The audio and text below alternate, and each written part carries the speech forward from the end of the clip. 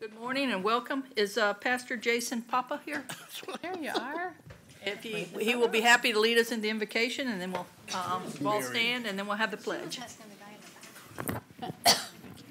Morning. Morning. Let's pray together.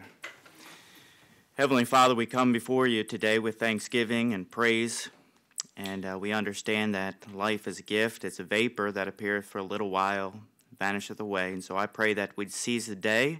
I pray that we embrace the roles that we have and the opportunities afforded to us. We do pray for our country today, that your hand of blessing be upon our nation. We petition you regarding the upcoming elections, that God, from district to district, to region, state to state, those who carry your heart, morality, ethics, and desire would be elected. Father, you've encouraged us that supplications, prayers, intercessions, giving of thanks be made for all men. So that's what we do today. We pray for kings, all that are in authority today. We pray for our president. We pray for our vice president, his cabinet, all of government today, that you'd impart wisdom, that decisions made would be in the best interest of the American people, that you preserve the freedoms that we have and that we enjoy today. We also pray today for strength and safety and protection upon our military, police, EMS, and all of our first responders and their families today. We pray today for this meeting. Thank you today for our Board of County Commissioners. I pray that you bless them and their families. Help this governing body to make good, sound decisions for the responsibilities and issues at hand. I pray that the meeting would be unified, productive. Bless each and every soul represented in this place. I pray that you be merciful unto us. Bless us. May your face shine upon us. We pray this in the wonderful, matchless name of our Lord and Savior, Jesus Christ. Amen. Amen. I pledge Allegiance to the flag of the United States of America and to the republic for which it stands, one nation, under God, indivisible, with liberty and justice for all. Margaret, any changes to the agenda? Yes, ma'am. Good morning. The changes to the agenda are as follows. There was an item that was previously published as an add-on, but is now being deferred. That is the food and beverage operations at the Judicial Center. Item number 6, final replat, Grit Acres, will be deferred to the November 27th meeting. There is a reimbursement agreement for University Parkway water main improvements. There is a revised budget amendment resolution B19032 attached to the memo, and revised instructions to board records and revised motion in the memo. Item number 12 is PDR 1203GR, Row Ventures LLC, the aviary at Rutland Ranch. And that has amended stipulations B1, delete stipulations B2 and C2 in their entirety, and renumber remaining steps, and there's a revised ordinance attached to the memo.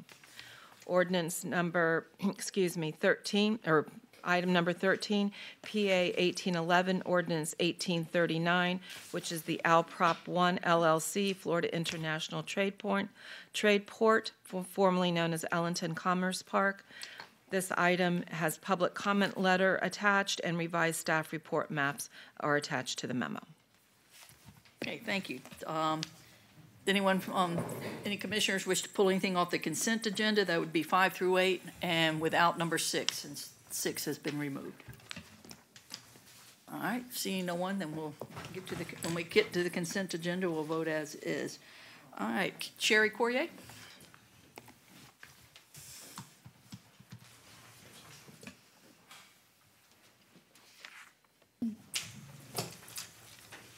Good morning, Commissioners. Good morning. Good morning. And Chairman, members of the board, myself and Dr. Renice Remy with the Neighborhood Services Department, who's our Criminal Justice Liaison, would like to recognize Commissioner Charles B. Smith this morning as the Public Safety Coordinating Council Chair for the last several years.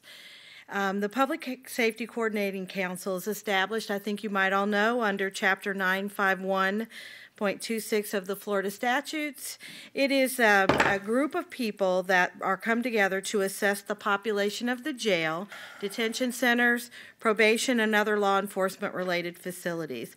We have a membership that includes the state attorney, public defender, chief circuit judge, chief county judge, the sheriff, the correctional officer of another appointment, state and county probation, substance abuse practicing physician, mental health professionals, and several other substance abuse and corrections related representatives. What does this group do? They meet quarterly. They develop a public safety plan for future correction needs. It has to cover at least 5-year increments. They also deal with a reentry plan for inmates. They also help with evaluating for funding local, state, and federal sources for correction responsibilities.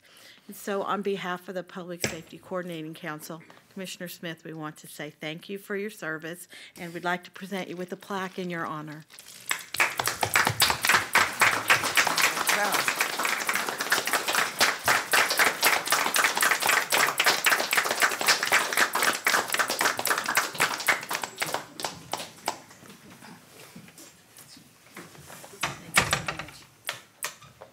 Wow. Thank you.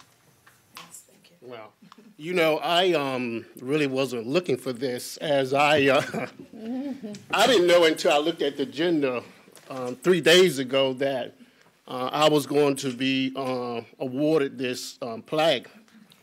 Through the years, when you look at life and you continue to serve and you continue to do things in the community, what I've learned along the day, to be successful, you need good women.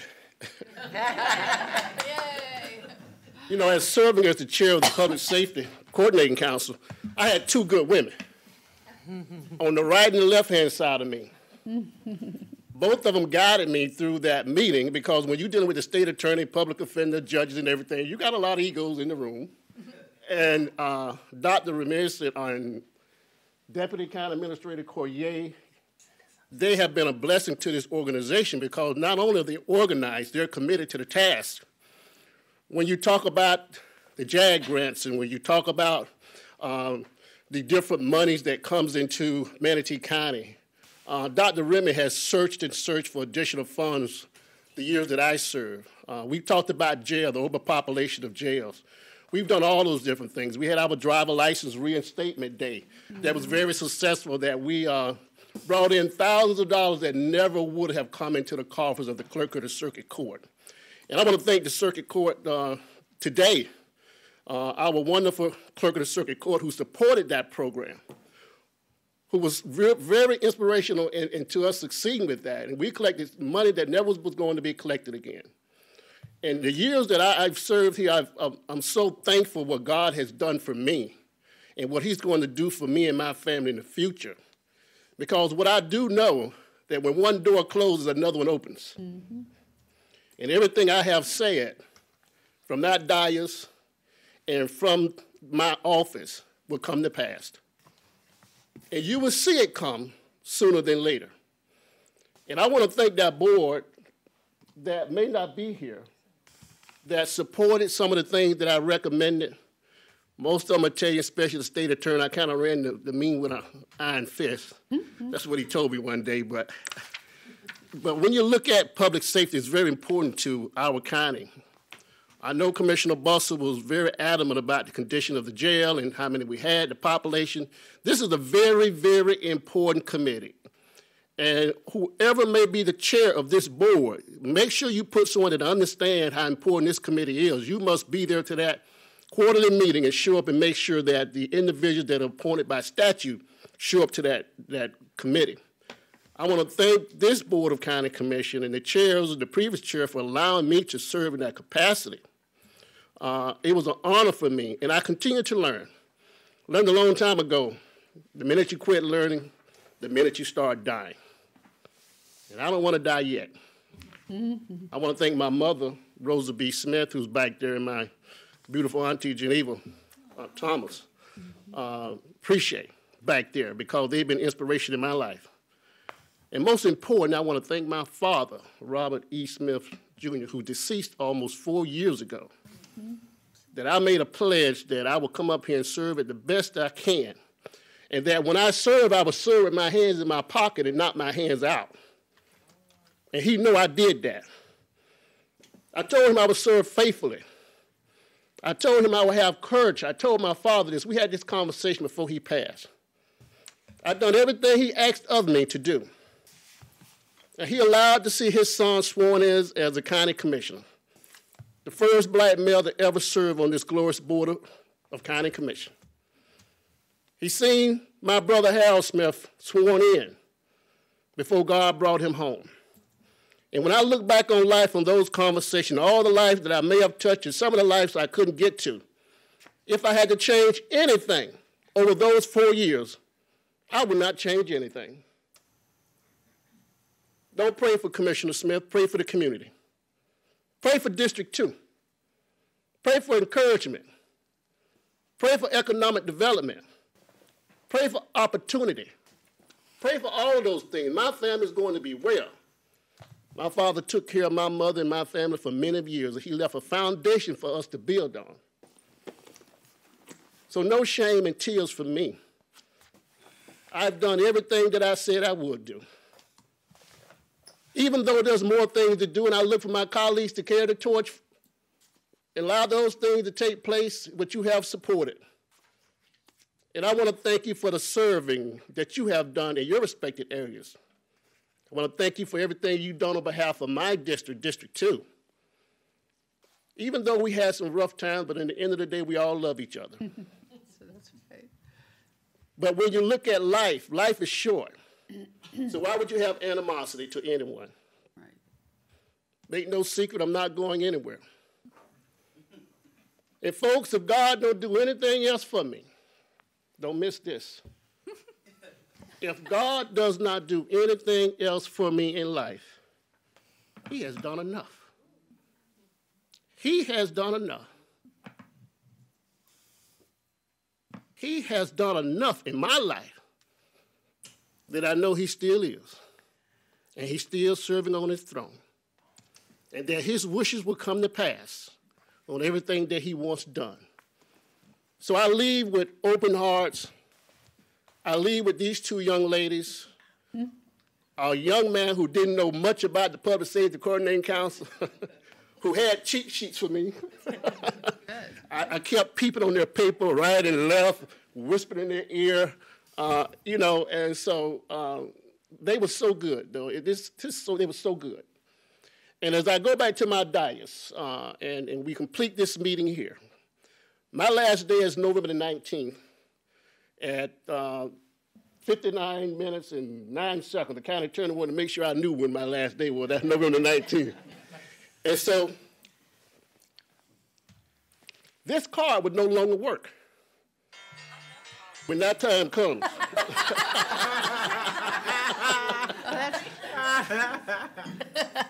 That was perfect. Perfect timing. And I know I will get a chance to talk to my staff up, stairs later, but it's been an honor. It's been a privilege. Never in my life did I thought that I was going to become a county commissioner. Never in my dreams that I had an understanding of what this government actually means, and that we are to the front row of public safety, and we're the trustees of Manatee County. Mm-hmm. And I want to thank you, all of you, for all the love and kindness that you've given me, especially you ladies. Thank you so much for coming. Uh-huh. And I did get your phone call. Thank you. I love all of you. Yay.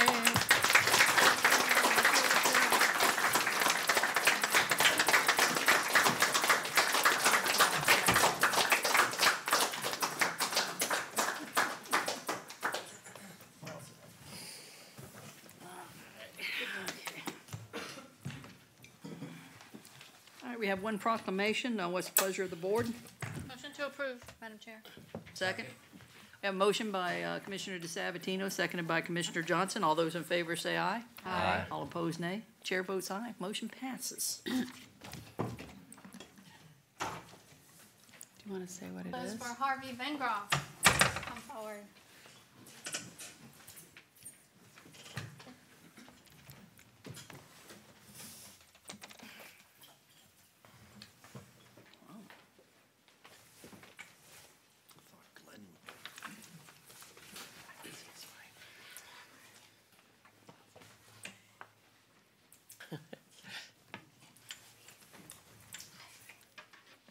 crowd.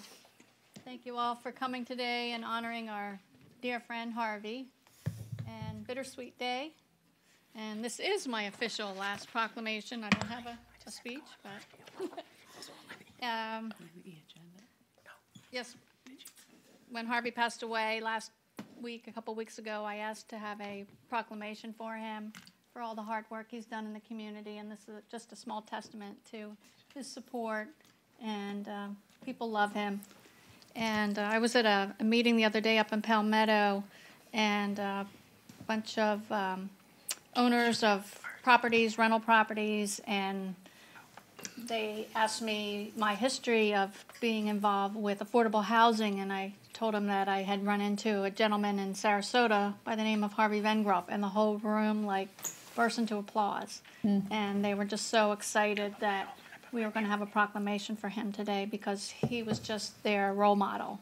And so it's my honor to read this proclamation today. Whereas Florida counties have an obligation to provide for the housing needs of their current and future populations, and assisting lower-income families is dependent upon sufficient housing assistance from federal and state programs. And whereas the Manatee County Commission recognizes that fair and affordable housing contributes to the health of our community, and the Commission encourages fair housing for all residents, and recognizes that this can only be accomplished through forging partnerships with for-profit and nonprofit organizations, the corporate community, and individuals. And whereas Harvey Vengroff was one of this region's most prominent and forward-thinking developers of affordable housing when he came out of retirement to start One Stop Housing, which has created thousands of affordable apartments in Manatee and Sarasota counties. And whereas Manatee County commissioners and staff work closely with Mr. Vengroff to create Robbins Apartments, a 200-unit hotel-style property in Bradenton along US 41, which has successfully provided an affordable and safe living space with learning, living, earning programs to assist residents become successful themselves. Now, therefore, be it proclaimed by the Board of County Commissioners of Manatee County, Florida, that November 1st, 2018, shall be known, designated, and set aside as Harvey Lucky Vengroff Day in Manatee County, Florida, in recognition of Mr. Vengroff and his selfless mission to provide affordable housing options, and honoring his mantra of pay it forward by declaring Harvey's birthday of January 20th, hereafter, as Lucky Pays It Forward Day. Adopted with a quorum present and voting this first day of November 2018, signed by our Chair Priscilla Trace and attested by the Clerk of the Court.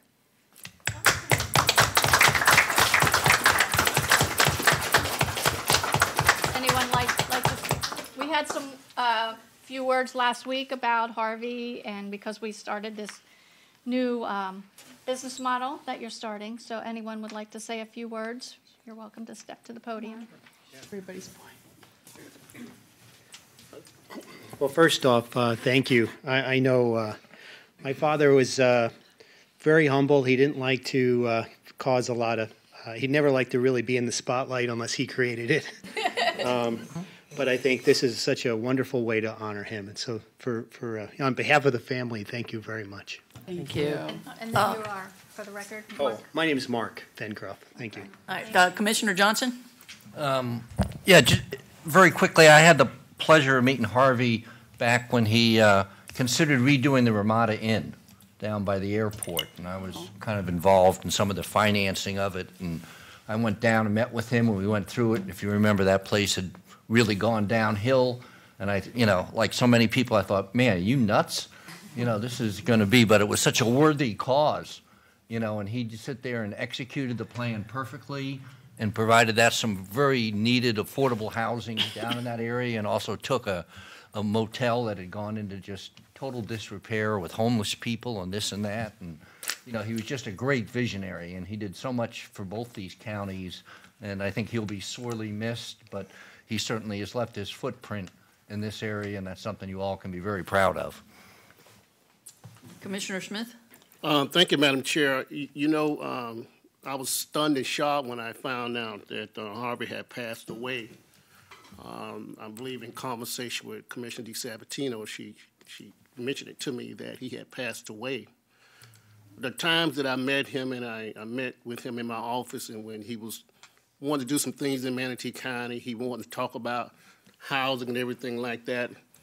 Just a down-to-earth person walks in with a T-shirt on and maybe some jeans, and I'm like, wow, can Harvey really pull this off, And then it dawned on me, as Commissioner Johnson mentioned, how Harvey's been out there for a long time.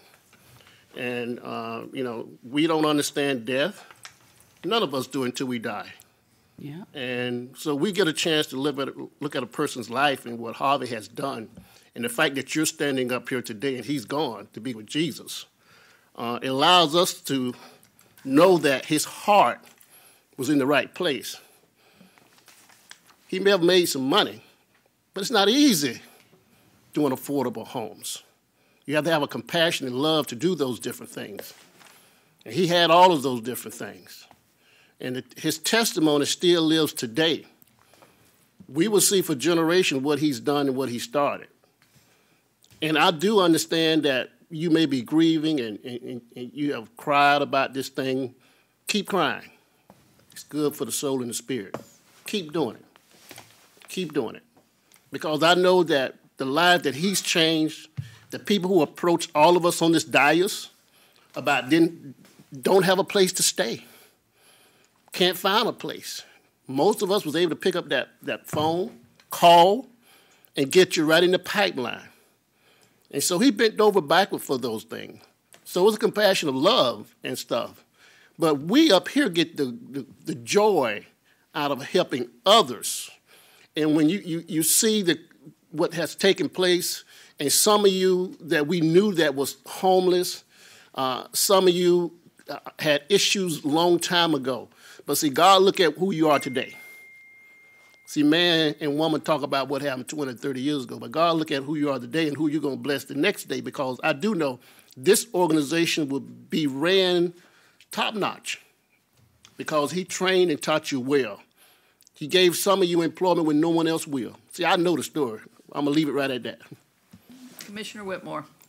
And I want to thank the family for finding us, because I remember Sarasota wasn't the best working conditions to do what you wanted to do. And thank God that you guys found Robin, and then she brought it before the commission, and we're all very happy for that. We want to still work with you. What I would suggest is before you, and this is, everybody knows this, but before you, and you probably know the rules better than anybody now, but before you submit something and you have ideas, that's the time to meet with the commissioners individually. Because once you submit something, we can't talk about it. But you guys actually had a foundation that we could have started working with. Your dad started it. And I think there's many more opportunities in Manatee County. Very creative. We've just redone our comp plan. We're going to redo our LDC. The kind of models that are going to be fitting are kind of what you guys are doing that make it more workforce or affordable. And please, with the family, I hope you carry the torch on, and don't be afraid to meet with us before these projects come, because what happened when, I think when Robin took the torch, it hadn't been submitted yet. So we were able to do a comp plan change, which that was a tight vote, but we pushed it forward and got things moving fast. And we can do that because we in Manatee County may be thinking it a little differently than Sarasota. And we're, as you know, we'll work with you. So congratulations that all you have done, and my condolences on your loss. But I got a feeling you're quiet like your dad, and you're going to keep the torch going. So, thank you, Commissioner Benek. Yeah, I kind of knew of Harvey before I had an opportunity to meet him. His reputation had gone before him. So when he came to Manatee County and was looking at this property, it was really a very fortunate time, and I met with him, and I remember our discussion, and he explained to me his business model, and I thought it was fabulous. I thought it was, it makes so much sense to have a business model for creating affordable housing, and that's what he had, and he was committed to it, and I know you all know that. And we started talking about the zoning and the problems he was having with zoning, and it was before it came in before the comp plan. And I remember our discussion, and I said, those are just local zoning regulations. And we discussed they could be changed. And it was a very fortunate time. And so I brought before this board a county-initiated comp plan amendment, and this board supported it 100%. And I think that was the encouragement, because he wasn't getting that love in other communities. But it's true, and I hope other communities are listening. I see we have some representation. So I think it's wonderful that these kind of things can be done if you want to get them done. And we were right in the midst of changing our comp plan, rewriting it, and creating these urban corridors. And at the time, this section of the urban corridor wasn't on the map. So I said, we can change that. And I met with staff, and I said, can we change that? And staff said yes. Again, good timing, but we were able to get things done because, Harvey did, as Carol said, took the time to meet with us, and I even posted on Facebook, I was thrilled at how receptive our staff was to these changes. That also makes a huge difference, because our staff knows that we want to accomplish these things.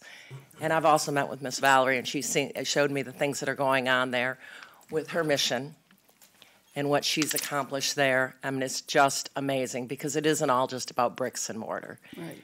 It's about working with the families there. And we've seen the success that you've had. We hope everybody will continue to stay involved, because you're, running with the torch too, becoming a bricks and mortar lady. You're a developer now. You're a developer now. And we think this is great. So I just hope, I agree with Carol, we can work through these things. Zoning wasn't even created until, post World War II. So, it can be tweaked. It can be changed to make sure that we don't want to keep people from affordable housing. So thank you for the work y'all are doing. I know how hard you're working. So. Madam Chair, we have some other folks that want to speak. Go ahead. Hello, my name's Commissioner Hagan Brody from the city of Sarasota. And I just wanted to thank you all for recognizing Harvey and really just be here to show the regional support that he has and how many people he's touched in this area. You mentioned Sarasota a couple of times, and I was newly elected about a year and a half ago, and Harvey was one of the first people that I started working with. And I just wanted to commend you on your flexibility and really your desire to implement someone's vision who cared so deeply about an issue and a community. And it's something that Harvey left with me, his passion and his drive for workforce and affordable housing and finding a place in a community for everyone. And it's something that I'll take with me always. So I appreciate you recognizing him here today to the family. And I just want to be here to support some of our Sarasota friends and just regionally show support for a great man. Thank you. Thank you. Anyone else? Valerie? I promise I'm not going to cry this time, y'all. There's nothing wrong with it. I promise. I've done it. I've done enough. I want to say that, so I called Commissioner DiSabatino a week or so ago. Some people and I had been kind of plotting behind the scenes on how we wanted to recognize her today. Like Commissioner Smith was recognized because, she's worked so closely with us. But I figured we'd give her the heads up, just not, totally shock her. So I called her and I said, Robin, just so you know, we're plotting to give you a plaque and an award on your last day. And she's like, no, this is Harvey's day. And I'm like, are you sure? She's like, yeah, this is Harvey's day. So she communicated to me her wishes of wanting to acknowledge Harvey today on her last day up here. And I called Harvey's wife, Carol Van Groff, who's a major supporter of Trinity and a good friend. And I talked to Carol about it, and she said, well, let me talk to the family. So she called me back a few days later, and she said, I want you to go in my place to that meeting and let the people know that we would love to see a pay it forward day in the honor of my husband. But she said he really got a kick out of being called lucky, she said, so can you put lucky in the name of the day? And I'm like, whoa, I didn't even know this. And then her stepdaughter, Christy, was in the background. And Christy was going, yeah, a random acts of kindness day, yeah. So I just wanted to share that Carol is in full support of a Pay It Forward / Random Acts of Kindness Day. And I, of course, you know, if I talk much more, I'll be crying. But I loved Harvey dearly. And Robin, we are going to get to you. It'll probably be on January 20th, somewhere, somehow. Thank you. Thank you. Thank you. Robin. She needed her full name. Her name, just needs her name for the record. I'm sorry. Sorry. Valerie Guillory Claire. There you go. Thank you. Thank you all. Anyone else? Looks like, nope. Thank y'all so much, and thank you for your service and all that y'all do. Thanks for coming, Commissioner, also.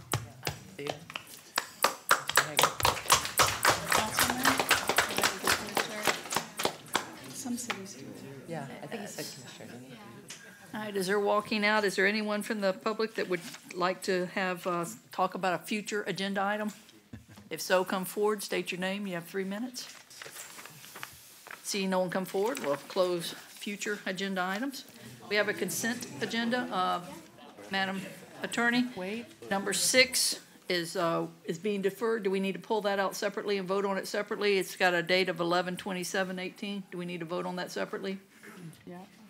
No, I think just, it's not a public hearing, so if the memo's in the record, you don't need to vote on it. Okay, so we can vote, the pleasure of the board would be 5, 7, and 8. We can vote on those as a consent. Correct, and number 7 has the amended motion, the update memo. Okay. You have to open it All up. right, what's the pleasure of the board on the consent agenda with the amended 7 motion? Do we open for public comment? Yes. You did for future agenda items, not for. I know we still have to do the consent. I was going to see if they wanted to make a motion first and then open up for public comment. You've lost me. Are we on consent?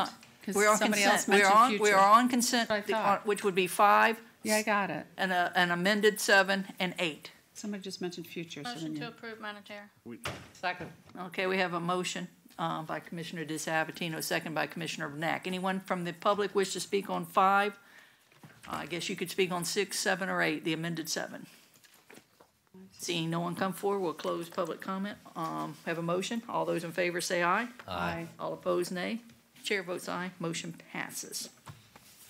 All right, puts us on agenda number 9. Anyone that thinks they may speak today, if you'd like to stand up and be sworn, please.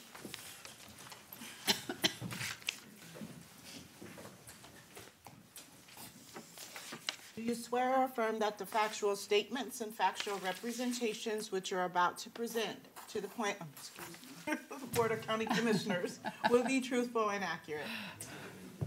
First time ever. All right, you want to read into number 9 into the record, Margaret, please?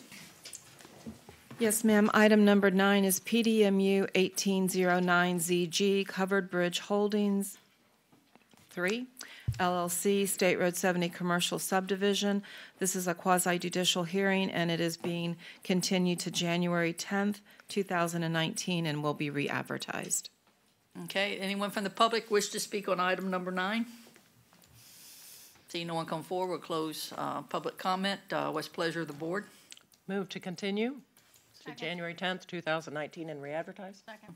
All right, we have a motion by Commissioner Benak, seconded by Commissioner DeSabatino. All in Madam- favor, say aye. Madam Chair, before you vote, in the future, can we read a little bit more so that the public knows? I mean, it's the standard language, but not now, but just in the future, because we're upsizing, stuff like that.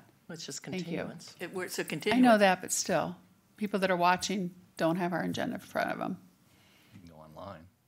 Yeah, I mean, I think Some don't have Some people computers. don't have computers when they're like 90. I personally think the reading's fine as is I on think a just a little deferred. more detail for There's the also public. not any detail in In the there, agenda exactly. package. Well, There's nothing to read. they have detail. All right, we have a motion by Commissioner Benak, seconded by Commissioner DeSabatino. All those in favor say aye. Aye. All opposed, nay. Chair votes aye. Motion passes. And number 10. Item number 10 is PDR 1808ZP, which is related to PDR 1515ZP, Indigo Subdivision. This is also a quasi-judicial hearing, and it is continued to December 6, 2018. All right, anyone from the public wish to comment on item number 10? Seeing no one come forward, we'll close that. What's the pleasure of the board? Move to be continued to December 6, 2018. Second. We have a motion by Commissioner Benak, seconded by Commissioner Johnson. All in favor say aye. Aye. All opposed, nay. Chair votes aye. Motion passes. All right. Number 11, Margaret. Item number 11 is PDC 1807P, which is Wendy's Store 11897. It is a quasi-judicial hearing. Rosina Leiter is the planner, and she'll give a brief summary of the case. After a brief summary, if anyone, y'all can, first of all, we do need to know if there's any ex parte on this. No. No, I have none. And I would like a presentation, a short okay. presentation. All right, Rosina, we're going to have a presentation. I'm just mainly concerned about the ingress egress off of 70, so close to Lockwood Ridge. And there's a little road right next to it, and how you're going to get in and out. If you can explain that to the public, thank you. Good morning, Rosina Leiter, and has been sworn. The request is to approve a preliminary site plan for 2,426 square feet of restaurant with drive-through facilities. The site is already zone PDC, Plan Development Commercial, and within the ROR Future Land Use category. The site is located, you see in the document camera. The site is located 900 feet west of 45 Street East, and is in the north side of the State Road 70. In detail, Rosina, this is a brief presentation, and then we'll go to the applicant if we're having. Yeah, I'm gonna tell only. We're having a full presentation. Can Richard zoom it in or something? This is the zoom in of the location. Move it down. And as part of the request, the applicant is asking a specific approval for section 731.16 to allow to have enhanced landscaping instead of the required fence along the west boundary. Okay. All right. The applicant would like to make a presentation, please. Good morning, Commissioners. Caleb Grimes, and I have been sworn. I'm here on behalf of the applicant. I'm going to not be real in-depth because I don't think we need to, because I'll get to your question, which is, I think, appropriate. This is a site that is currently zoned PDC. And what we are doing here today is just updating the general site plan that will allow for a Wendy's. We have the actual written support of all of our neighbors, and we're ready to go on it. So if I could have the document camera for just a moment. Thank you. Commissioners, this particular site, which is shown here, is adjacent to State Road 70. And what it had before my client got involved with it was an access that came out here essentially behind the crossbar. And there was an easement that came through here, and that easement also came down and served the properties in the back. And so what you had was a situation where you had several easements coming out, not at the exact intersection, and it created a very difficult situation. So we met with the FDOT, we met with your staff, and what they were able to do was bring all of these landowners back here together to create a new easement that all would share and shift it so that it could line up with the light and correct what was a mess. And so what we have done is taken these easements that were coming out behind the crossbar that created a problem and get it all lined up across the street from the street across from it at the light so that it all now will work fine. And we actually worked with the FDOT on the arrangement of the store and how the flow will go in the store, so it'll all work and come out. So I hope that answers your question as to what we've done. We've taken a difficult situation and made it really good. Okay, any questions for the applicant? Commissioner DeSabatino? Could you explain the accel lane and decel lane, if there are any? You mean out here? Yeah, on 70. You know what, I'm gonna have to ask our engineer if he could explain exactly what decel lanes are being installed and what is there. And you're talking about the light coming off of 39th, correct? Which is kind of a nightmare intersection anyway. Well, yes, it's the light that's at 39th that had a problem on the South side. on the north side with the way everything came in, and we're fixing all of that. Can you answer that question? My name is Dale Ream, and I have been sworn. There are no accel and decel lanes with this design. It's using this standard section that is currently there right now. And there was a traffic study performed, and that has been approved by DOT and county staff. That did not indicate any kind of accel or decel lanes were necessary. Right there, heading south, you have the left turn lane, but heading west, Heading west, there's a left turn lane. Right, but to go south. Heading west, are there 2 or 3 lanes of traffic at that point? There are 3 lanes, three through lanes. Okay. And 1 left turn lane. And then So there'll be a bike lane also. There'll be a light there as well coming out. We're modifying, we're adding the signal head to have all 4 legs of the intersection signalized. Okay. All right, thank you. Commissioner Benek? Yeah, and Caleb, you had mentioned that you had gone through, or maybe your engineer did, permitting with DOT. So DOT has already given you authorization for this access? Correct. Okay. We worked extensively with DOT. DOT, and it is their jurisdiction. It's their road. And I bring that up for a reason because, Yes. you know, people are, let's face it, we all hear it continuously about concerns about us permitting development on these very busy roads. So I'm going to ask you some questions about the ROR classification. Was the ROR classification in place prior to you submitting this application? Yes, that is correct. I'm pretty sure it's been there since the 89. I couldn't find anything to show it changed over the years. Okay. So the ROR and then the PDC, do you know how long it's been zoned PDC? Do you know it? Or, It's been zoned PDC almost 20 years. 20 years, okay. So this is a site that was anticipated for commercial development. Correct. And you're submitting a site for commercial development of Wendy's. We all know what Wendy's is. Good baked potatoes. Good baked potatoes. Chili. All right. Good chili. And you've submitted a design that kind of straightens out the intersection, it looks like to me, makes it more of a, you know, we all want our intersections to be at right angles.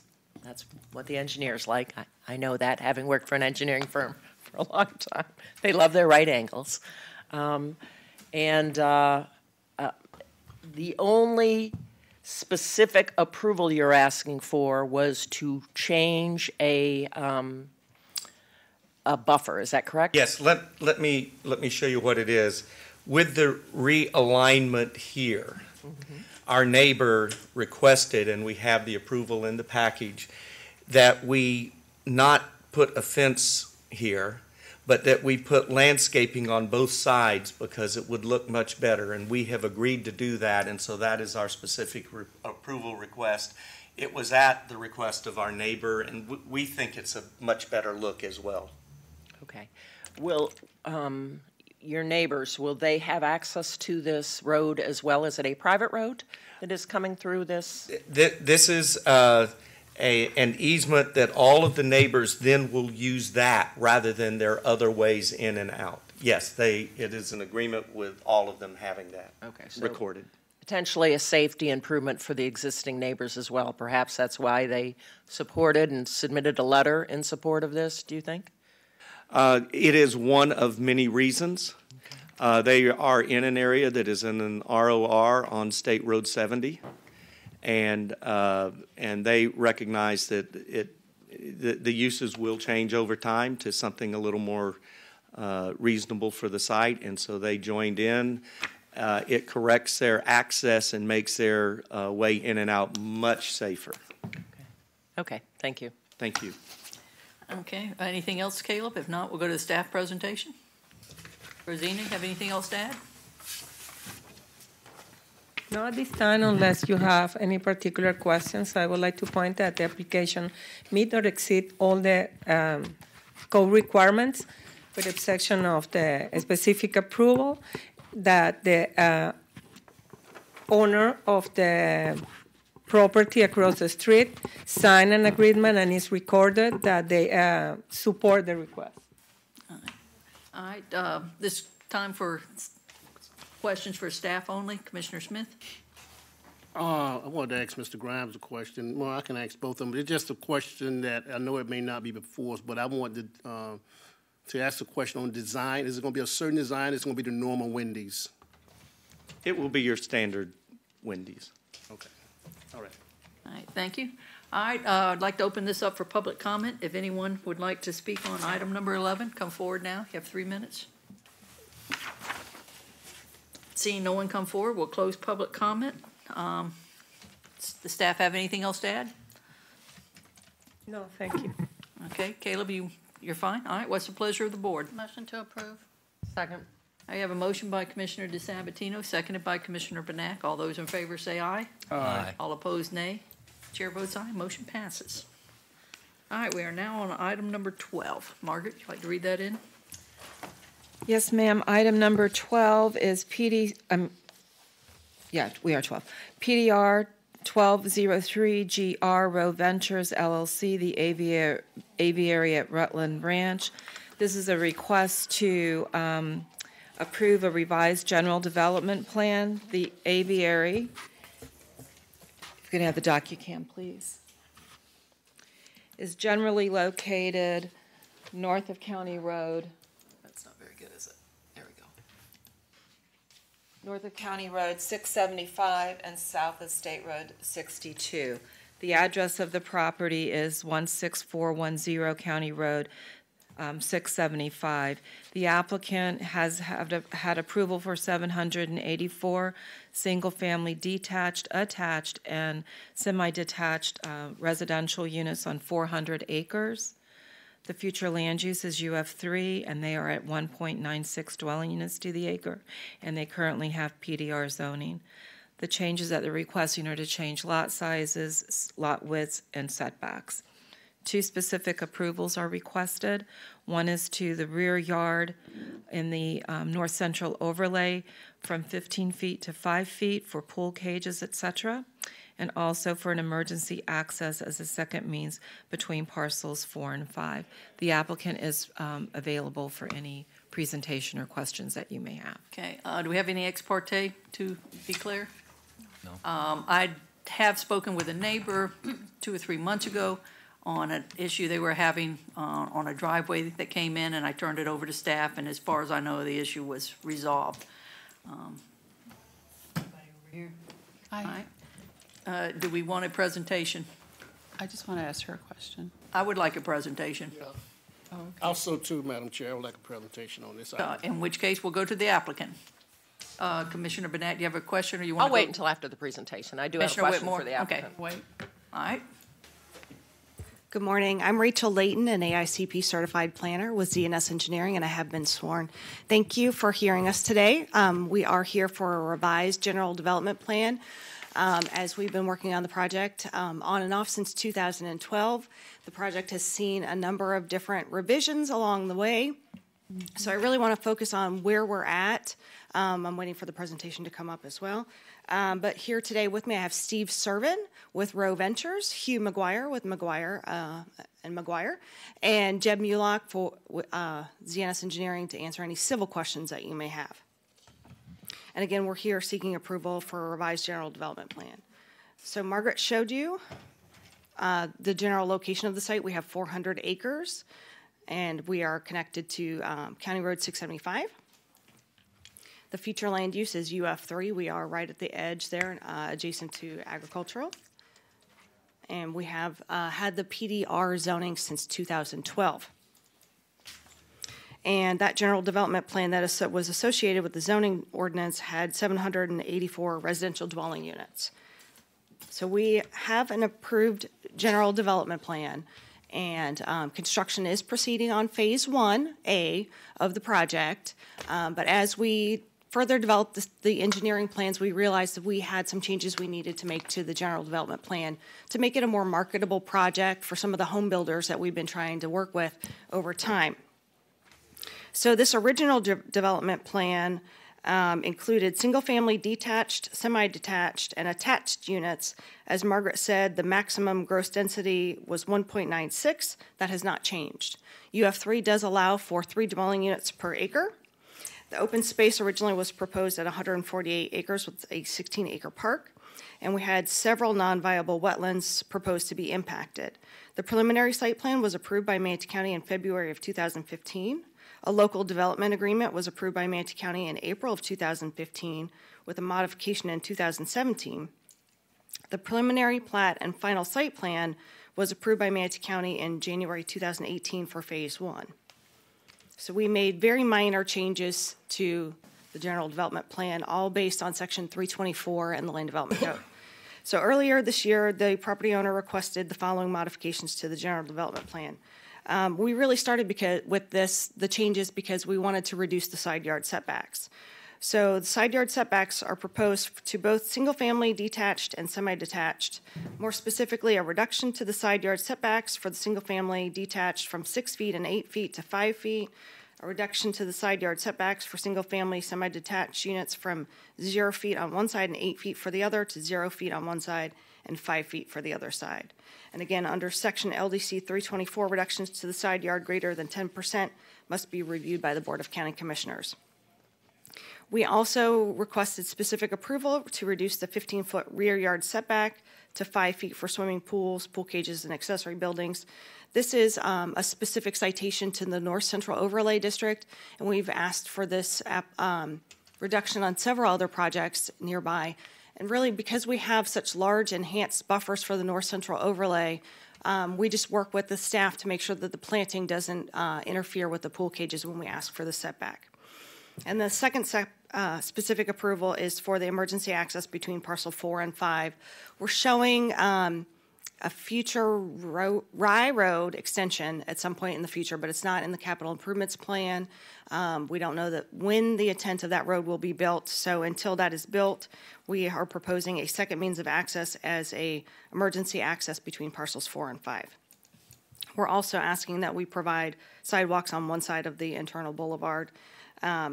All the other changes that were proposed were approved administratively between the PSP and the FSP. So really what we're trying to make sure is that we have consistency between all of the plans as we move forward with construction. So as Margaret mentioned, the staff has received a positive staff report. The project is designed to meet the goals, objectives, and policies of the comprehensive plan. The project is in compliance with the requirements of the Land Development Code. The proposed revisions to the general development plan are compatible with the area, and the applicant agrees with the proposed stipulations and the changed ordinance that was submitted yesterday, and we respectfully request approval of this general development plan. All right, time for questions for the applicant. Commissioner Benak. Thank you. What were the 2 stipulations that were eliminated? They had to do with Rye Road. I'm going to ask Hugh McGuire to come up and address that more specifically. Commissioners, my name is Hugh McGuire. I have been sworn. Commissioner, the stipulations deal with Rye Road and the future reservation. I've been involved in this project since I think 2008, I think is when this was started. At that time, there was talk about this being on the thoroughfare plan, but it's a very long area to cover Gamble Creek with a no-rise, and the construction cost was going to be prohibitive. I think that started with Larry Mao, and that sort of waned over the years. And then when the project really was revised and we eliminated that area north of Gamble Creek, then it became more obvious that a reservation, right now for the next phase, and this phase doesn't touch Dry Road. So we have been in communication with Clark Davis and others over at Transportation about just holding off on this to the next phase. The next phase would probably come before the county something like 60 to 90 days. We're ready to talk about it. We'll, whatever the right-of-way is, what they need at the time, and we have told them and represented it, we will sit down and discuss that. If they need it, if they want it. If not, what we don't want is a no man's land of 45 feet, plus the language in the second part was about attenuation. Okay, so what is that? It depends. If they don't need the right-of-way, then we don't want to deal with it. So we told him as late as yesterday, hey, we'll sit down with you in 60 to 90 days. We'll have this discussion. They seem fine with that. And I think that Clark yielded to engineer, and engineer said fine.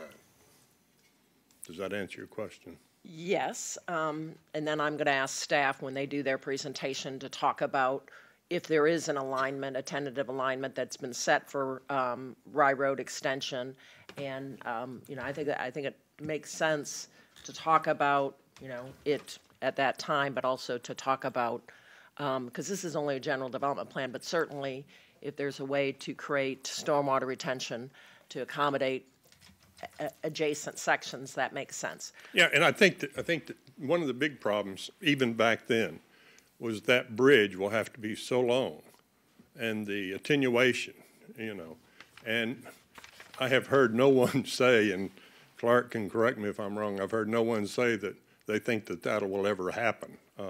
It was on the long-range plan, on the thoroughfare plan, and it's once you get to 62, then you got other problems, okay? And Commissioner Trace, you're well familiar with both sides of 62 and Gamble Creek, so okay. Those are the issues. I do have one other question for the applicant.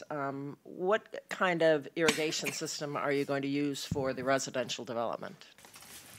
We're connecting to the reclaimed water system, so Thank we'll you. be using reclaimed water. Is there a note to that effect on your plan? I don't know if there's a specific note on the general development plan, but typically on our engineering plans, we do note that, and we do note that it's specifically prohibited to connect to potable water for irrigation systems. Aha, you think that's the case. I thought that was the case also, and that's why I'm bringing this up. Apparently it's not the way it's interpreted sometimes. So I don't know if we need a stipulation that effect or the fact that you're saying that you're going to, and I do know because I looked into this that the reclaimed is fairly close here. So is staff, and I talked with staff about this, is staff satisfied with that response? The problem is that you have, I believe, on the plan, if I'm incorrect, tell me, you have the standard note, which is what the code says. Lowest quality water will be utilized. But apparently that's been interpreted in the past to mean only for the common sections of a subdivision. I don't think that's what it means. I think it means that you're supposed to provide irrigation, non-potable, for even lots. So that's why I'm bringing this up. I'm going to bring it up under Commissioner comments as well.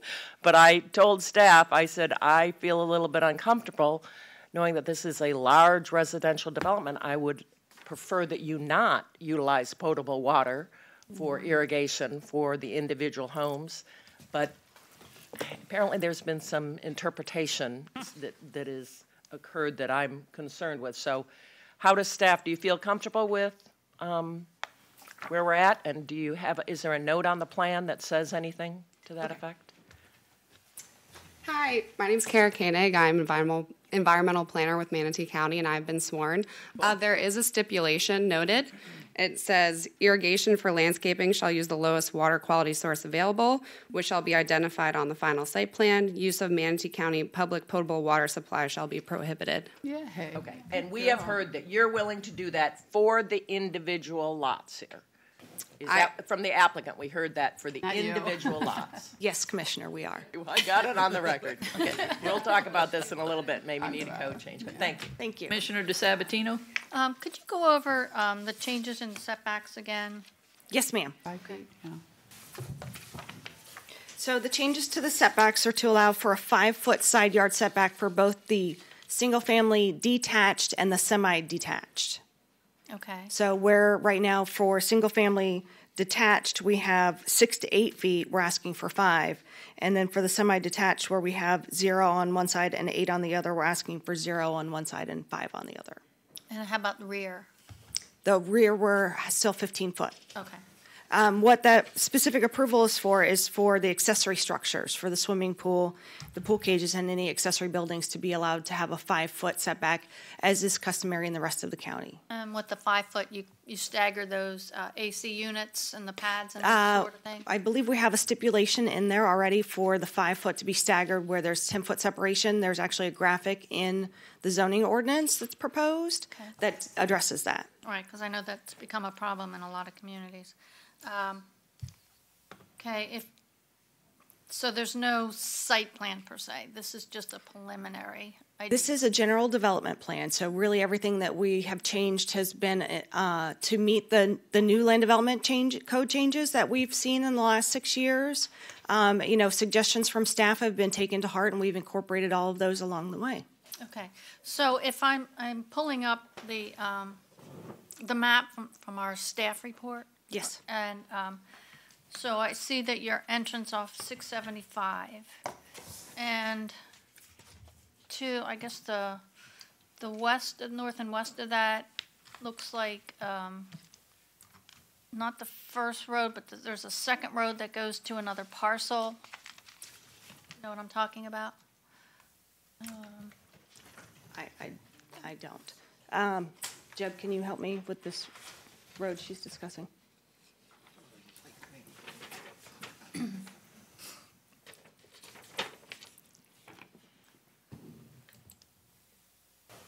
Jeb Newlock, ZNS Engineering, and I did make it in time to get sworn, so I'm here. Can you explain a little bit more which one you're talking about? Are you talking about Spencer Parish Road, or? I don't know On what. the east or west side? Rutland Road. It's nowhere close to Over Spencer here, Parish. Commissioner Trace, this one right here. Rutland Road. Okay, so Rutland Road ends at another property? No, it ends at 301 or 64. Yeah, at 301 or 64, yeah. You're in the middle of nowhere. Priscilla would know. So this. This is her She has the big orange hood. one. These are nothing but easements. Okay, so where's the next available road? To where? On nowhere. the west of this property. To go 301. West. Spencer Parish, which well, is Spencer Parish is just west of this road, and Spencer Parish runs north to 62. 62 and Yeah. Rutland Road. Okay, so there's no other major, Commissioner Trace, what is this road? Right here, anything? Where? Right here. Excuse me, Madam Chair, we have to be careful on commissioners providing Okay. testimony. Have to state She's it. looking at, that's property line. She's looking at the orange map. Right, if you could, yes. No, it's Yeah, well, on the staff one, it's orange and green. The staff it's actu- report. Actually, your first Here comes future land use map. It's the future land use Use map map, the is what first she's one. looking at. Okay. And I agree, I can say that there is not another road close to this piece of property. Spencer Parish is probably 2 miles west. 64 is probably 4 miles east. Okay. So, And there's no road between them and 62. okay, so what I'm looking for is, because you have 784 units, so that's a lot of units just to come off one access in the community. There's no back door. The parcel to the north of this, is that going to be part of this in the future? It's not likely to be connected via a road because of the crossing of the creek there. There's a major floodway to the north, so it's not likely to connect there. Now, developments to the east and the west, it's very likely there'll be, we've provided the neighborhood connections and so forth. So, would there be anything on your future site plan to have some areas allocated for stub outs for future connectivity? Because I know living in a community, you like a back gate and you like a front gate, and you don't want everybody to bottleneck at one area. Yes, we do have a number of emergency access connection points as well as future inter-neighborhood tie points. We have two proposed connections to, I don't know if you can see, to the future Rye Road extension, right here and right here. And this is where we have the emergency connection proposed until that road is constructed. We also have an emergency connection here. But any All the way back specific? up to Rye, and then we have proposed inter-neighborhood tie here. Okay. So, but currently, there's no other way to get to a road other than off of 675? Correct. That is correct, yes. Okay. All right, thank you. All right, Margaret, whoever's staff presentation, please.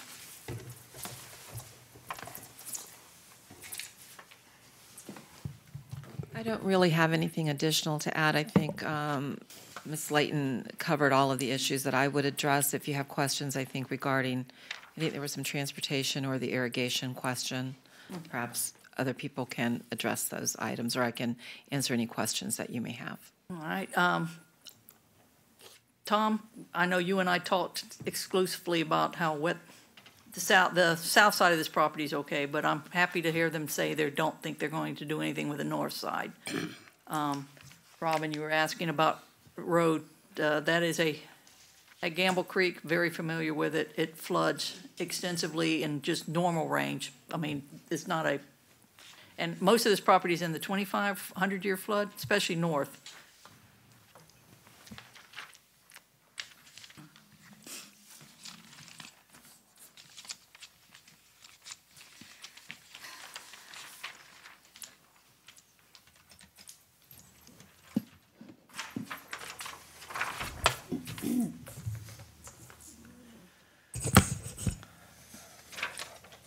I could have the overhead camera zoomed out, please.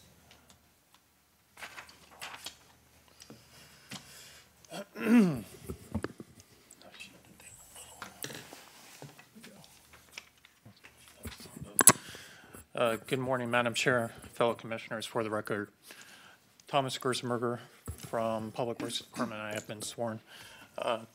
Madam Chair, with respect to your question, and I've just zoomed in for the time being on the southern portion with respect to the general development plan that we are discussing presently.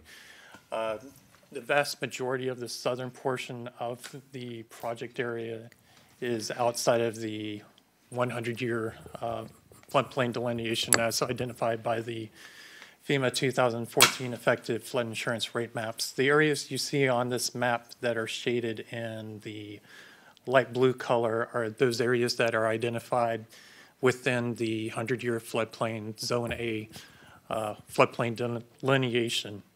And those areas are predominantly delineations of the hydric soils or the wetland areas associated with the areas reflected on the general development plan. The area to the north that Madam Chair, you were alluding to, is an area that's excluded outside of this general development plan that is located to the north of Gamble Creek and extends up to State Road 62. And that particular area, as pretty much highlighted, is specifically within 100-year floodplain. And as Mr. Mullock indicated, there is also a 100-year floodway that is also associated with Gamble Creek. But the intent with this general development plan is there to be no development north of Gamble Creek associated with the general development plan. Okay, thank you, Tom. And I have talked to the staff and said I'm fine with this south part, but I would have serious issues developing that north part.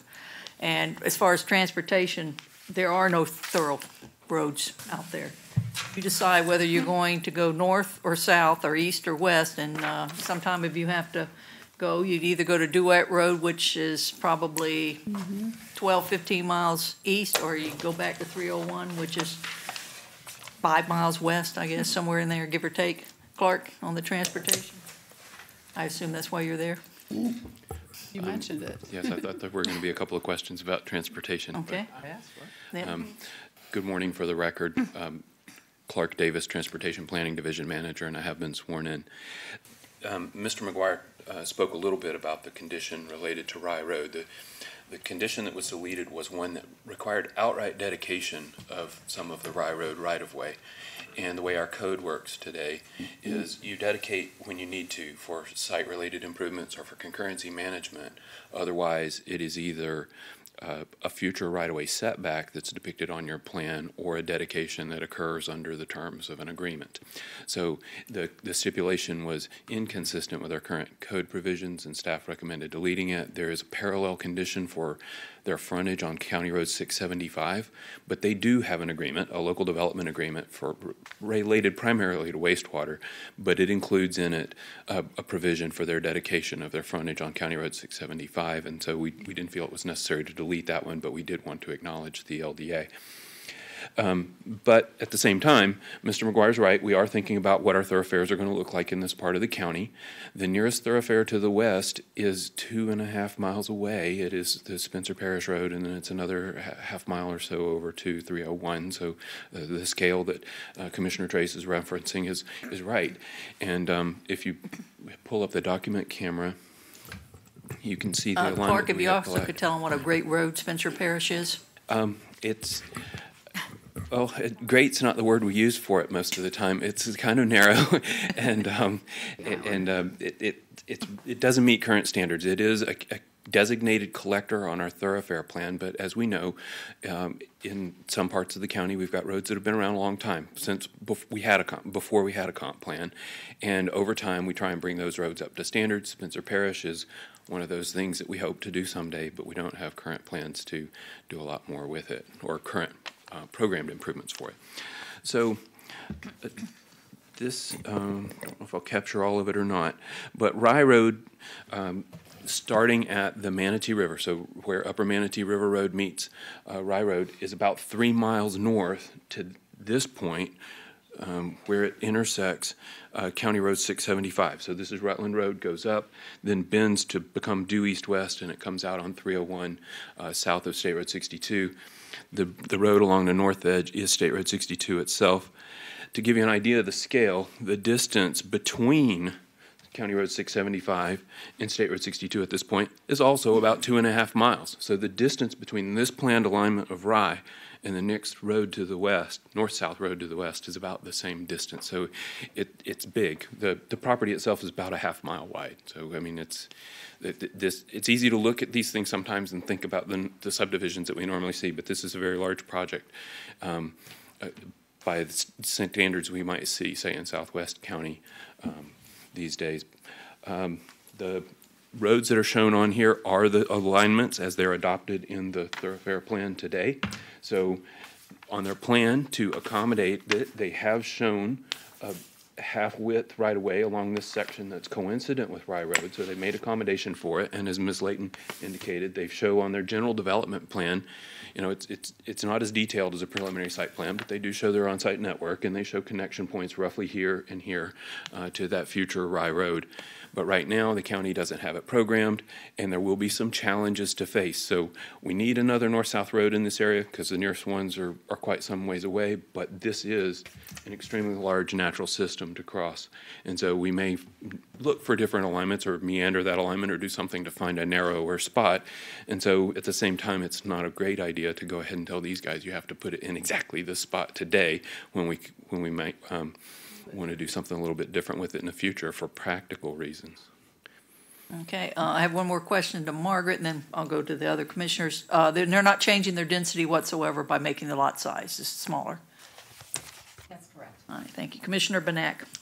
Yeah, thanks for that. So you clarified something I wasn't sure about. So these were existing conditions in the previous approval that we have determined really aren't probably meeting the standard for, we can't ask for them to do this if it's not in our 5-year capital plan, correct? Well, it's also, Commissioner Benak, correct that, as this is Davis, they will require a reservation of the right-of-way unless we get a written agreement, and this was dedication, so we have to conform to existing law. Okay, so they are showing the reservation of the half right-of-way. What is that future right-of-way in the comp plan? That is in a state of flux. We're working on some thoroughfare plan amendments right now. As it's adopted on the plan, I believe it's 4 lanes and 120 feet. But given that this is at the edge of the future development area boundary, and so it's unlikely we'll ever achieve the kinds of densities that are going to support the need for a 4-lane road. So we're looking at 2 lanes and 84, and I believe they've shown a 42-foot half referenced as dedicated, but it'll be looked at as if it were a reservation if we don't come to some other agreement before then. Okay, but I do think it's important to show a future right-of-way alignment, and I'm glad you answered the question, kind of, about where the future development area boundary is. I know that it was, because I worked on Foxbrook, I knew it was somewhere adjacent to Foxbrook. Do you have a map that you could show the future development area boundary where it is relative to this site? It's kind of hard to see on my map, but it is there. If they can put it back on the document camera. It is an unfortunate color. It's not showing up well on the monitors, but it is a sort of magenta line. It comes in here, runs along 62, comes down right along the east edge of their property, and then you can see it cuts. Sorry. It cuts across part of Foxbrook over here on the. Yeah, I knew that most of Foxbrook was outside of it. That's why I asked. Right, So, and that is also the urban service boundary as well. Future development area boundary, urban service boundary, co-terminus. For the planning, we've got an urban service area that's defined roughly coincident with our southwest tax increment financing area. And so what we call our future development area boundary is what a lot of people think of as an urban services boundary because it's the limits of where we plan to provide wastewater and potable water service. For years. Okay. All right, that was one of my questions. The only other real question I had, and I had this kind of for the applicant, so there were some right-of-ways that were shown on the map that Thomas had.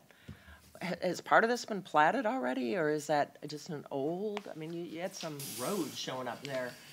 Did part of it go forward for development? I know this thing's been around forever, but. Yes, we have under construction now Phase 1A, Okay. which is the kind of the south west corner of the project. So we are constructing the entranceway and some stormwater ponds associated with Phase 1, which is, I'd say, roughly 100 units.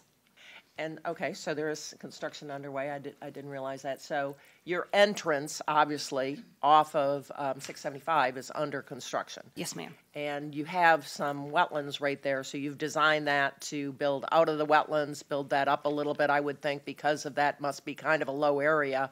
Not looking at a plan that shows anything, but obviously that must be a little bit of a low area there, so you've had to build that up in order to build that entrance, because it is the only entrance for a lot of units until, if and when, Rye Road gets built. So Correct, is that? and that's a boulevard entrance on 675. That is a boulevard entrance on 675. One other question, but now I can't remember what it is. Okay, that's it for now, I guess. Commissioner DeSabatino? Let's see. I guess this is for Tom. Can I ask a question of Tom? Where it has on the staff report, any fill within the 25-year, 100-year floodplain of the Gamble Creek shall be compensated by the creation of an equal or greater storage volume above seasonal high water table. 100-year and 25-year floodplain compensation in dual-use facilities shall be compensated above the 25-year. So, similar to what's happening in South County, and I hear all the horror stories what's happening out in this area about the flooding and just a normal rain. In the next section, with the 50% of the flow rate, is that enough for the attenuation going into the Gamble Creek? Have you done studies and models to see if that 50% is going to be enough outfall flow or too much outfall flow, actually? Madam Chair, Commissioner DeSabatino, with this project being in Gamble Creek, which the county does designate as a flood-prone area, the provisions that you alluded to in the staff report, as far as 50% reduction in the allowable runoff rate, and the requirements for floodplain compensation through the mitigation efforts, they not only apply to this particular development, but all developments within Gamble Creek. With respect to Gamble Creek itself, we do have, as far as the county, we do have a watershed management plan associated with Gamble Creek, and presently the county is also in the efforts to modernize our flood insurance rate maps for this particular watershed. That all being said, we obviously are attempting through the attenuation requirements and through the floodplain mitigation requirements to address any concerns regarding adverse impacts to neighboring property. And I believe even Madam Chair had brought it up that there was a specific drainage concern that had been raised during the initial construction efforts on phase 1, and the applicant had promptly looked into and resolved that matter accordingly. So those efforts, whether they be through the design and whether they be through the construction, those efforts are ongoing and do apply for any development within Gamble Creek. Do you know what the base flood elevation is out there? Better than my house. Because I know when we were talking about that school, base flood was around 27 feet or something like pretty good. that. It was like really high. It's like a mountain where I live. Elevation on there is about 33 foot. But I'm not an expert. That might actually be something I might have to get back to you on rebuttal, but there is base flood elevation that has been determined further to the north associated with Gamble Creek itself. There is not base flood elevations that have been determined for, say, the phase 1 construction area. Those areas that were identified on the flood map that I utilized that are in Zone A. But there is base flood elevation that is directly identified for Gamble Creek itself, and actually I've got it on my laptop. And while you're looking at that, when I see this piece and then I see a lot of smaller lots around it and then larger pieces, how will that base flood affect the current properties? What's their base flood? Because, we've experienced that in certain areas as well, and I don't want to overburden the existing residents. Just to revisit your initial question, the base flood elevation in this particular area based on the flood insurance rate maps varies anywhere from 27 feet upstream east of this project to approximately 22 or 21 feet downstream to the west of this particular project. And with the variation in the base flood elevation across this project, that would be they would look at the particular base flood elevation for portions of this project. But again, what I'm alluding to as a base flood elevation is strictly for Gamble Creek itself. It does not pertain to the wetland areas that are further to the south where they have begun construction with phase 1. And actually, Wantana, can I have that map back again?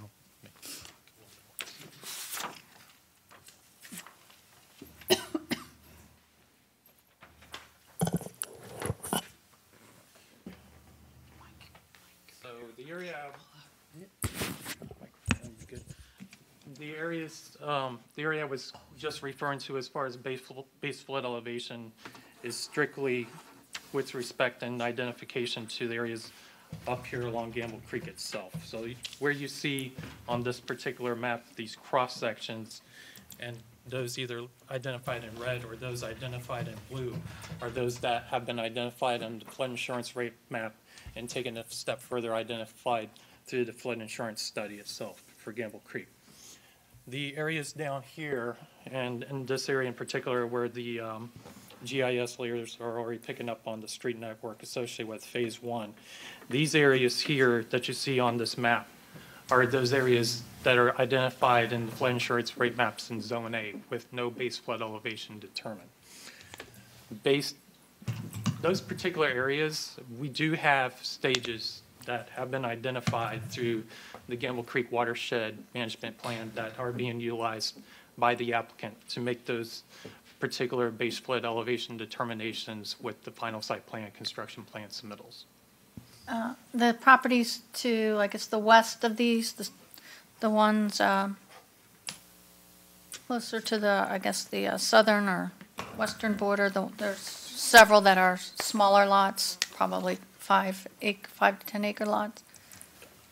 Do you know what their base flood is? And I just don't want them to be, coming here in the future and they're compromised once this goes in, maybe higher. Certainly. These particular areas down here, whether they're on-site or off-site, are those areas that are identified in the Zone 8 coverage where no base flood elevation is determined. So at the time of final site plan and construction plan submittal, the engineer of record will go through and determine the base flood elevation for those particular areas, either based on their own drainage modeling or based upon the watershed management plan for Gamble Creek. Okay. And then is it stipulated that there's a notice to buyers that if they're located in the flood area that they need to get extra flood insurance? Is there anything stipulated on that, or? It's up there. It's not a flood. Like in the north section? No. I believe Margaret might have the answer to that Not question. developing there. Yeah, it says that the lots are located within a flood zone is in the notice to buyers. So Okay. that would be dependent upon the mortgage company. that requires Because that I've heard lately that some people that are like in South County, their flood insurance now is like $15,000, like in the Center Lake My world. area and so forth. My world. Yeah, That's how much it's I like pay. they can't afford Not it. 15,000, yeah, but it's Yeah, close. this one man that flooded out 5 times in South Oh, County. It's yeah. $15,000 a year. It's 15,000. Commissioner Benek? Yeah, thanks. And, you give us another chance at the apple, we will. We'll look at it more carefully. 15 was a long time ago. None of us remember what happened then. But I did have a question about the future right-of-way, because I think that's good that we're providing for that, but will that be shown as future right-of-way on a plat? So when people are buying a home in that area, they'll know potentially there's a future thoroughfare. Is that something that will be required to be shown on a plat? I'm asking the applicant, and maybe even staff, they can answer that.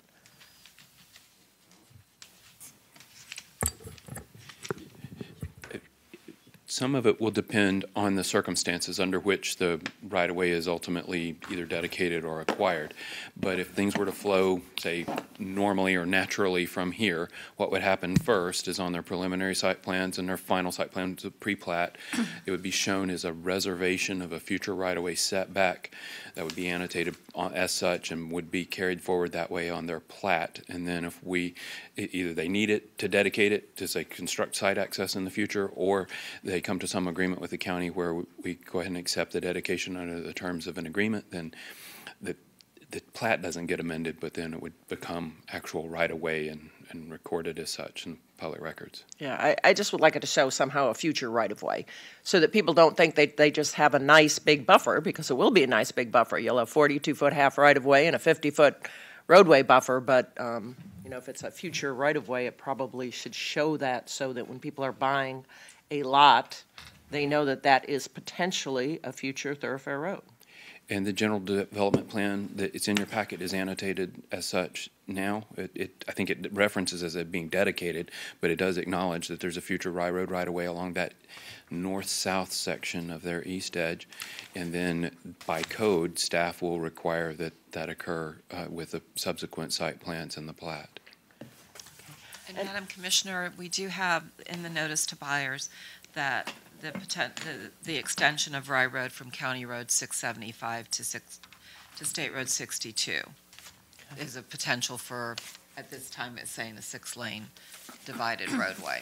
But so we do try to notify people of the potential for these things to happen.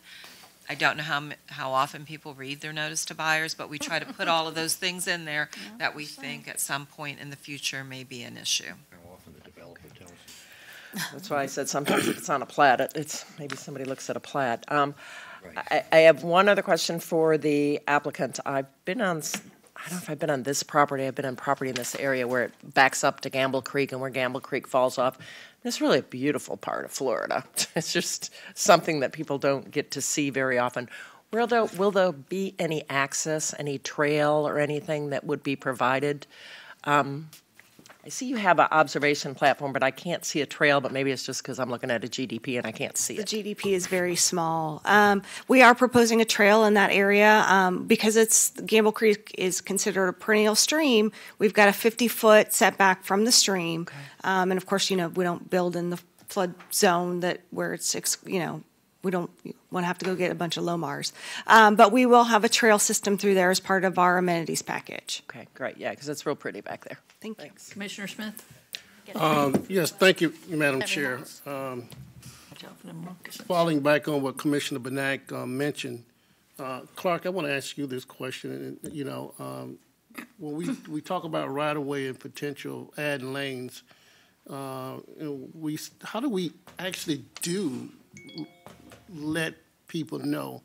I'm not clear on that. Explaining of it. Do the developer let them know, or how do they find out? And this has been one of my big hot topics, to be honest with you, because I see, single-family homes being built right, and I know we got to widen the road, and they're being built right there where you got to build the house. Buy the house. How do we do? What do we do? Is it something in the document, or does the developer have to do it? Well, there's a combination of things, and some of it requires that the public sort of be aware of what their local government is doing. We have a comprehensive plan, and there is a thoroughfare plan in it that shows where these major roads are planned and how wide the rights-of-way and the number of lanes that we think that they'll have in the future. And then in a separate part of the plan, you've got your capital improvement program that talks about those things that we'll be building in the next 5 years. When new development comes in, the kinds of protections and notification you get are the very things you're talking about right now. You require a notice to buyers so that people know that the wide green strip on the backside of the property is a road, not a park or open space in the future. And you hope that people read their contracts when they purchase homes and things like that, and that they understand what those are going to be.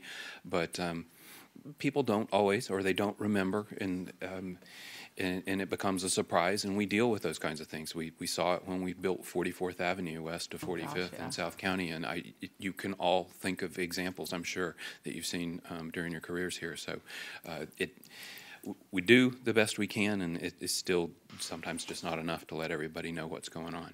So in this case, the land will be there automatically. Setbacks will be already there, and there'll be property already there if they want to put the turn lane in? In this case, we're talking more about not individual access point improvements and turn lanes. It's more about the through lanes, the main line of the road. And if we build Rye Road according to the plan we have along a substantial portion of their east boundary, there will be a 2 or 4 lane road someday. They've made accommodation on this general development plan for 2 lanes.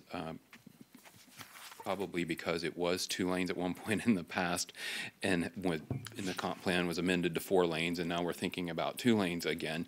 So regardless, they've made accommodation for it, but they don't have control of the road within which. It's going to be hard for me to say it. If we can get the document camera again.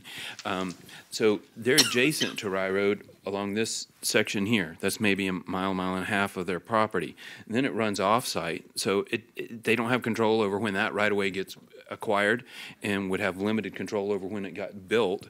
And then the same happens up here. You've got to finish crossing Gamble Creek system and get the rest of the way up to State Road 62, and some of that may or may not be under common ownership, but it's not part of this site plan. And so there's a lot of work to be done before there's a road there. And so the best they can do at the moment is do what they have control of, show the adjacent right-of-way, an on-site right-of-way right along this east edge, and absent following through with the requirement that they reserve a right-of-way setback, they can come in and talk to us about their proposed approach to dedicating it. And if that's something we can work through at a staff level, then we would bring it forward for your consideration, and you decide whether or not it's worthwhile to go ahead and take that land at this time, or is something we should wait and do later. So you've had that conversation already with the developer prior to all of this, that, hey, look, by the way, we're going to need this part to expand the road and widen the road. You already had that conversation with the developer, what you're saying. The conversations have been between Public Works staff, primarily me and CM Malanazar, and with Mr. McGuire about the width of right-of-way that might be required and the potential for an agreement. We have not started negotiating the terms of an agreement yet. I believe in his testimony, Mr. McGuire indicated that he would come forward with his client in the next 60 to 90 days to have those discussions. But he is already aware of it. Mr. McGuire is aware of it. We talked for some time about ways to address the development order condition that we finally settled that just deleting it was the most appropriate way, simply because they are showing the right of way on their plan, and we have code that's very clear on how to deal with it moving forward. The development order condition that we're deleting predates some of our current code provisions, and maybe it was necessary when it was originally written, but we don't feel that that's still the case because the way our right-of-way reservation and preservation code have been restructured. Okay, you answered my question. I guess I was trying to get understanding because, I had spoke to someone, how does this work? I was talking to someone at FDOT, which has nothing to do with this, about land, right-of-ways. When we know something has to be built there, government, for example, we know it has to be widened. Do you have that conversation with the developer so they can adjust their plan for that project, knowing that the road may be widened and not putting it so close to the property? Yes. You have that conversation. So when there's an internal road or an adjacent road for a development, we discuss with the developer the future right-of-way needs for the county thoroughfares. If, for example, this were to go farther north and abut State Road 62, during the course of review, we would ask them to contact the Florida Department of Transportation and have a similar conversation with them. But to the extent they abut what we expect to become a county-maintained thoroughfare, they are either dedicating that road right-of-way during the course of development, or they're at least accommodating it in the form of what we call a future right-of-way setback. So it becomes a setback in addition to all of the others, and so it does create these wide green spaces, which might not be a problem, say, down at County Road 675, but on the east edge of this property, once homes are built there, if there's not a road there, then it'll become something we have to work with as just working with the public when the road gets built. Okay, I'm glad you mentioned that. I'm also glad you mentioned FDOT, because that's what my conversation was, FDOT, because I asked some questions, about potential right-of-way, and when you're talking about a bridge, and the exact conversation was to me when I received the phone call, and this was pretty high up, say, Commissioner, I don't want to mislead you because all the powers to be, and I'm glad you mentioned it's like Braden and Palmetto.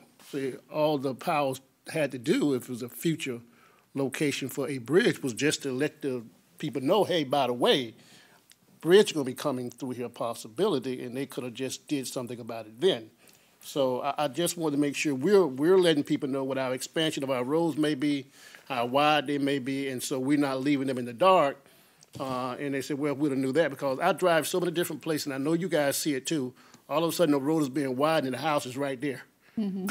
And I'm like, okay, why did they issue that permit if you knew 15 years ago that you're going to widen the road? So I'm just making sure we're doing this here with these projects, with this project here. They're aware that you're going to need some width eventually, because it really costs the government a lot of money. I just want to make sure that, and they educated me with FDOT with this bridge thing, that they said, well, look, all they had to do before people start issuing the permit is say, by the way, this may be a potential bridge and people wouldn't be building there. I'm just saying. Okay, thank you. You answered my question. All right, thanks, sir. All right. Anyone from the public wish to speak on item number 12? You can come forward, state your name. All right, see no one come forward. We'll close public comment. Staff, do you have anything to close with? No, ma'am. Applicant, would you like to close?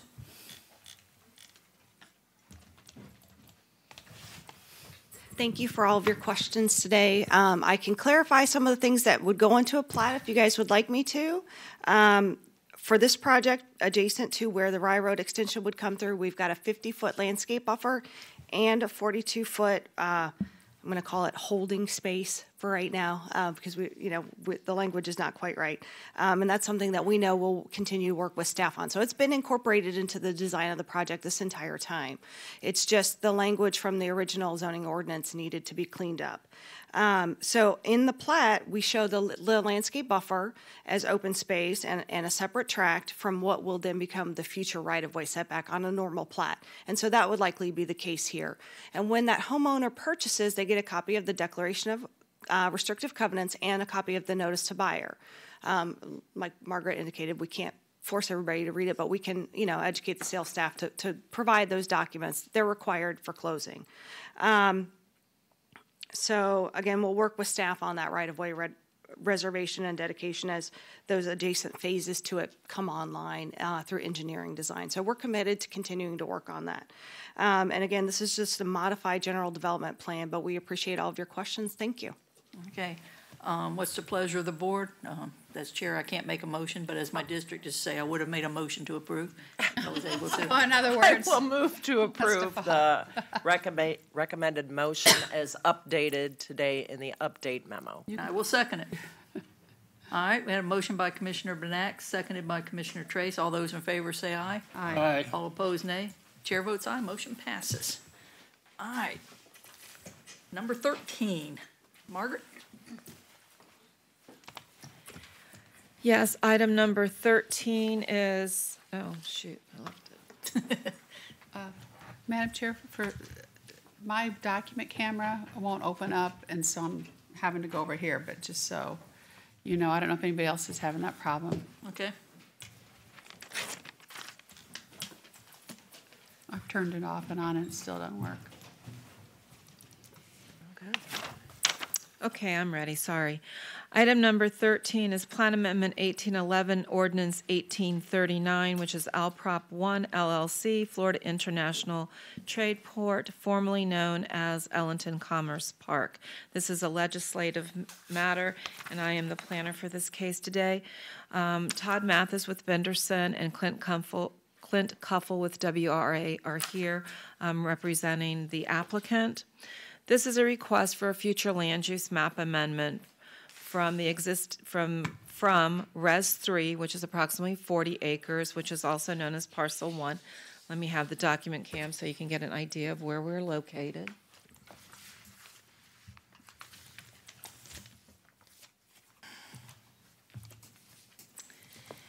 And Parcel 2, which is ROR, which is to the south, which is approximately 10 acres. And the request is to change the comprehensive plan to mixed use, which is what the rest of the parent tract has. This is approximately 50 acres of an overall 187-acre parent tract. This is all under ownership today of Alprop. The parent tract received a general development plan approval, PD 1704, in October 6 of 2017. And this entire site is zoned PDMU, Plan Development Mixed Use. So, as I pointed out, the parent tract is already designated mixed use. At this time, I will turn the presentation over to the applicant. Wait 1 second. We'll take a 8-minute break. We'll be back at 10:45. Okay, all right. Thank you. All right. 10:45. Oh, excuse me, 8 minutes, 10:50, excuse me. I had it wrong. That's good.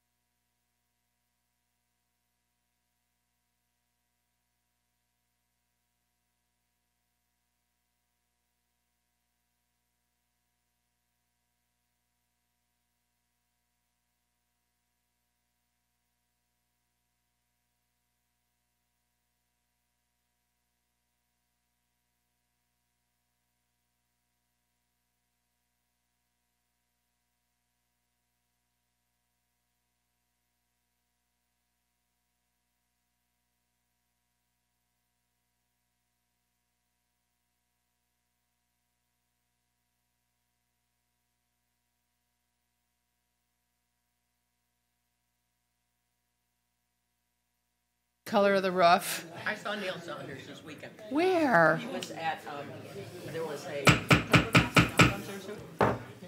You know, oh my God, I haven't seen him in years. And this is a legislative, so we do not need to declare ex parte. So. It's like 89. Take it away.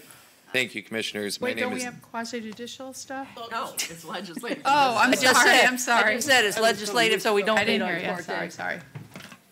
Thank you, Commissioners. My name is Todd Mathis, representing Benderson Development. I have been sworn. I do have a presentation on PowerPoint, which we can pull up, but I'll get going here.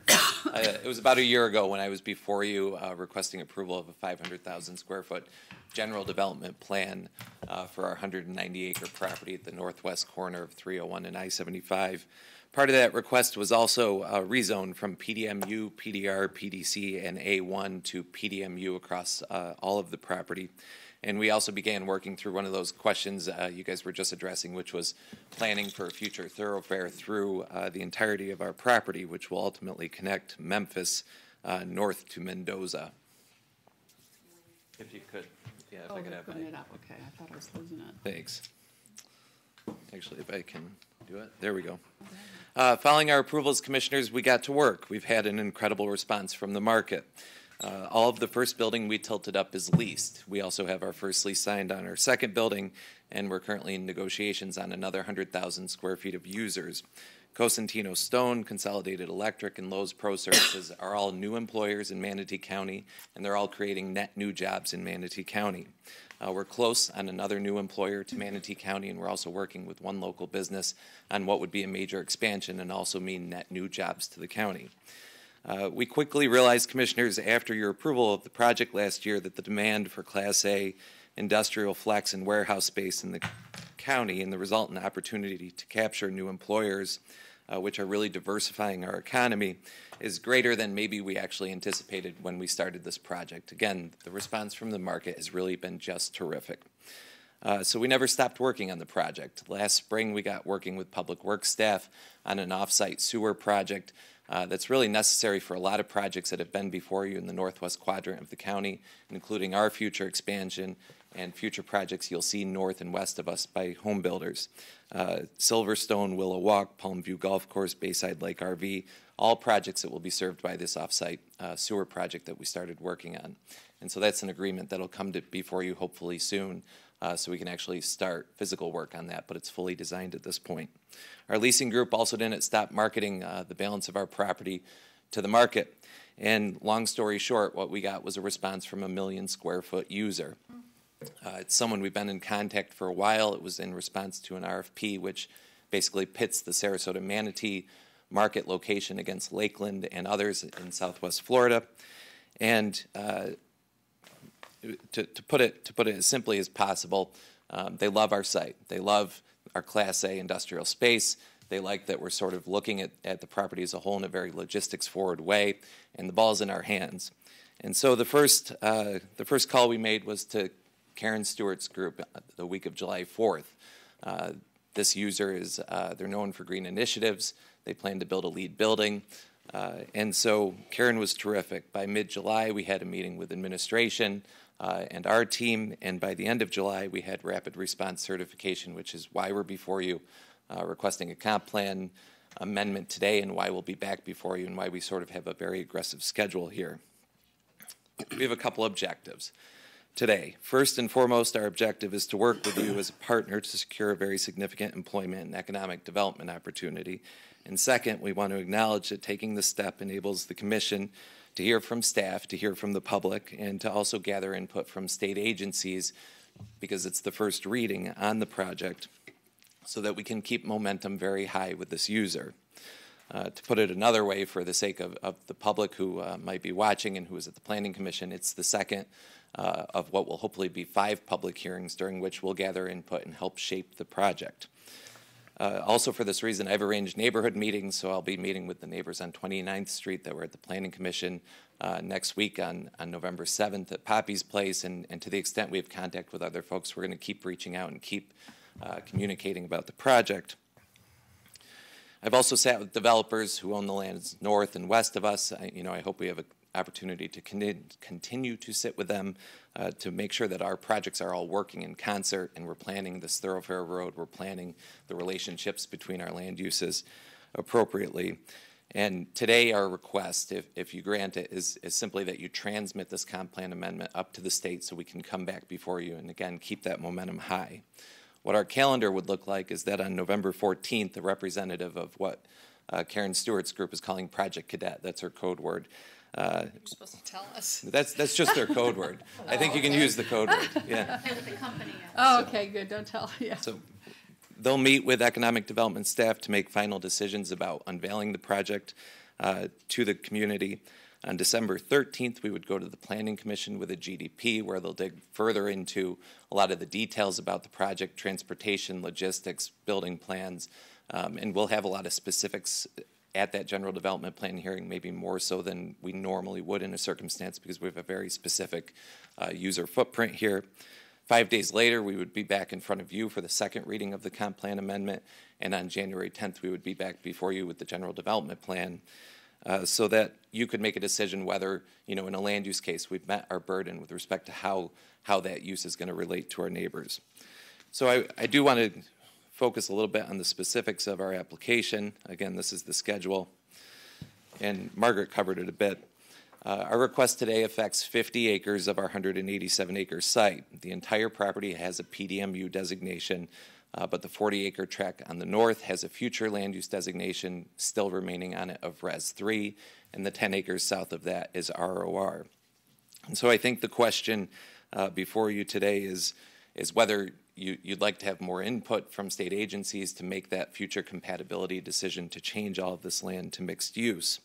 And the point I'd like to make, Commissioners, is I don't think you really have to look far beyond our own parcel to determine whether there can be compatibility here with a mixed use. We actually currently have Res 3 next to mixed use, and in the future we would just have mixed use next to Res 3 and ROR. So while we're adding some land to that mixed use designation, we're not changing the relationship of land uses in this area in a significant way. It's a situation we currently have. If you recall back on August 2nd, I made a presentation to you on similar product we have near University in 301, where I have IL and IH future land uses that are adjacent to Res 16 and ROR land uses. But in actuality, the uses out there, they're sort of large acreage, old homestead properties that back up to our project. So again, we're very confident that there is compatibility between these future land uses, and there can be compatibility between the actual project, which we hope to bring before you soon, and this use. And then finally, Commissioners, the thing I'd like to point out is we do have, like Margaret said, PDMU existing zoning on the entirety of the property. It's what you designated last year, and we're sticking with it. So the future land use change does not change the underlying zoning and our anticipated future requests to you. I think it all lines up very cleanly in Comprehensive Plan Policy Objective 2.1.4, which has to do with economic activity areas, and which states that it's the policy of the county to encourage development of mixed-use areas to strengthen and diversify the economy of Manatee County. Policy 2.1.4.2 goes on and says, it lays out the way this can happen while ensuring compatibility with neighboring residentially zoned or planned tracts of land, namely establishing standards in the LDC that talk about how relationships between property will exist, what sort of setbacks there should be, what sort of buffering there can be. And again, these are all details that we're working through the design of our project with our user, and we're going to bring back before you in the general development plan hearing process and adhere to the code and demonstrate to you why these uses can exist together. So again, Commissioners, we're very hopeful that we can get a strong expression of support for this project to the user we have. And I want to emphasize this point. This user, day one, is 600 net new jobs to Manatee County. Awesome. And at full build-out, they have a small expansion plan for this building. It's 800 net new jobs to Manatee County. Awesome. Net new direct jobs. I'm not talking about construction. I'm not talking about the additional positive things that are going to happen with this user, but it's 800 new jobs. So we're excited about it. We're moving fast. Your staff has been great, and we have a lot of steps to take, and hopefully we'll be in front of you a lot of times over the next couple months with more details about the project, and so I'm here to answer your questions. We also have Christopher Hatton from Kimley Horn to answer your questions. Thank you. Commissioner DeSabatino. Well, it's a really wonderful day. You know, our last item for today, is that the last item? And It is. on a great note, it's just been an honor and a thrill to work with you and Benderson. And I remember, because we had to pay it forward with Harvey Day, and I remember meeting Nathan Benderson, and he was just a dynamic man. And to have the Benderson Park named after him and the whole family, it's just, you know, a thrill to watch it all grow. And when I first came here, I always said, when the Clash was on, my favorite shopping center was the shopping center now at Cooper Creek, because it was like tumbleweeds down there, and now it's gorgeous. It's just like a destination, and it's bustling. And then the new mall across the street. I know I'm diverting from our subject, but it's all a part of the big Benderson family. And to me, whatever you do is always first class, and we always appreciate. I'm writing down, you're meeting with the neighbors, you're having 5 public meetings. It's just so awesome how you reach out. And, you know, if there's always a question or ever a question, you're always there to answer. And I send you an email or a text or whatever, and you send it right back, and I, of course, send it to my county email. But the new buildings on 301 are just beautiful. And then these new buildings, I'm driving down 75, and then I see these new buildings there, and just to hear, we have Jerry Lopez in the back with your new project coming online and all these new jobs. So you're just a great partner in our community. You want to make it beautiful. You want to make it successful. You're bringing in new jobs, and you get an A+ from me. Thank you so much. Commissioner Benak. Thank you, Commissioner. You gotta love being here instead of being in Sarasota County right now. I'm just saying. And I agree with Commissioner DeSabatino, and this is legislative. So we can talk about these kind of things. Right. This is what we do for our community, look at these larger picture issues, land use wise. And, you know, this property had been vacant for so long. I remember the French guy who represented it. I can't remember his name. You remember the French guy that owned this for a long time? Yes. He was really a cool guy. Yes. But it was amazing. I keep looking around. Nobody's as old as me. It was amazing that they couldn't get, well, I mean, history with Manatee County, couldn't get anything going here. So to see this coming forward is great. But I'm going to ask you a question. So how come these parcels weren't included the first time around? It's a fair question, Commissioner. Frankly, I sort of touched on it in my presentation. When we brought 500,000 feet of this use forward, we really thought it was going to take us a lot longer to absorb the capacity in the market and to work through this project. The response to this project has been overwhelming, and it's overwhelming our construction department, it's overwhelming everybody, but we're moving fast. You know, we tilted up 2 buildings. The other 2 are getting tilted up too. The project will be built out within a year, what we brought to you. I could have never anticipated when we started this that was going to be the plan. You know, the 40 acres on the north, for example, was once entitled as an affordable multifamily project. You know, it's physically far from the building 4, which is the first building we tilted up. We could have anticipated sticking with that use. When the 1 million foot box came, you know, to our table, and it was in May and June, and I'll tell you, in July, I was on a family vacation, and I got called and said, "You got to make this happen in a month," and I said, "You know, bye, kids. Like, I'll see you later." But your staff was great. So there's only one way to fit a 1 million foot box on this property, and the user loves the location, and like I said, the ball's in our hands. So couldn't have anticipated that as you know, in terms of the overall plan for this property, but we're adapting quickly.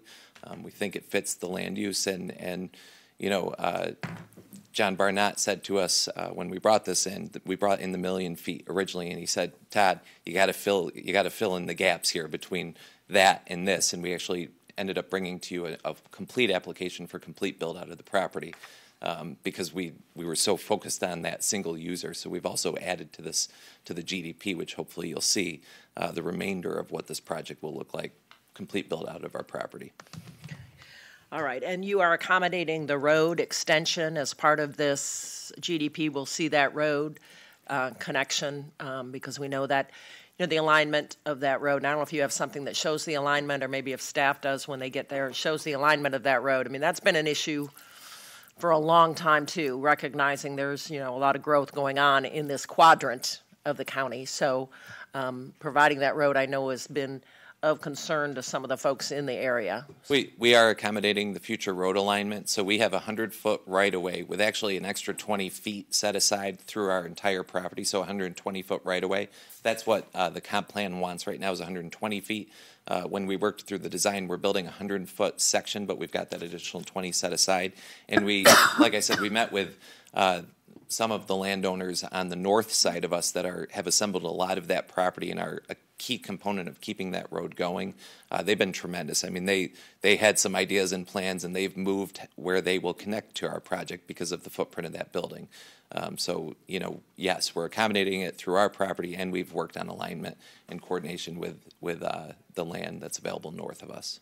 Well, and I know you mentioned about affordable housing project, and certainly with this number of jobs, we're going to need affordable housing in our area, and I know we're looking at ways to do that. I know some of the neighbors are looking at ways to do that, so I think that is a win-win.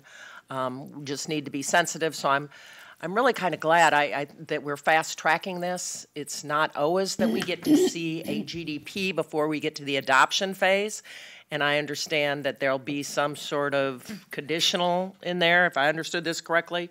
I mean, I've advocated for it before. So I think I don't see any issue with that, but I'm glad that we'll have more detail. I'm actually kind of surprised. I called Jerry. I said, "Well, can you tell me about this?" "I can't tell you anything." And then you get up here and say all these things. I'm like, wow, I guess apparently you can tell us. So I appreciate that. Staff does a very good job of maintaining the confidentiality. So this is exciting, and I look forward to seeing this before we get to the adoption phase. More detail. Well, of course, one of us has to be not quite as excited. It's legislative, you can be excited. You will be. No. I don't want to kind of pull y'all down a little bit. I agree. Y'all do a great job, and I've never had a problem with what y'all are going to do. I have a problem still, and I think I voted no when y'all came in beforehand. Yeah. It's still a problem at that intersection. I don't know, it's not 60th. 60th down by the Outlet Mall, down by the Anna Marie Oyster Bar and the Pilot, which I will discuss more, and when the staff's time, to kind of let y'all know. And the 29th Street, we discussed Spencer Parish in the last one. 29th Street makes Spencer Parish look like a 4-lane road. You talking about River Road? No, I'm talking about the road on the north is the 29th, and that road is Look on your, it's very poor. And so I have a lot of, I love the project, but I also know that we have no plans, which I will probably discuss more with staff, to improve any of these. And I had said at the other time, I would be all over this if you could tell me how you were going to improve these. And at the time, we had nothing, and that was a year ago, 2 years ago, and there's still nothing on the plans. Commissioner, I did anticipate that comment, right? It was only 13 months ago that you said no, and Commissioner Smith, you said no to the project. And you're right. Aside from the dedication and plan of that thoroughfare through our property, we didn't proffer anything for 51st or 17th Street. We have sat down and we have begun working through design of 51st and 17th Street. I think those are things that normally we'd say we should be dealing with at the FSP stage with staff, but this thing's moving so fast, we're going to have those details for you at the GDP.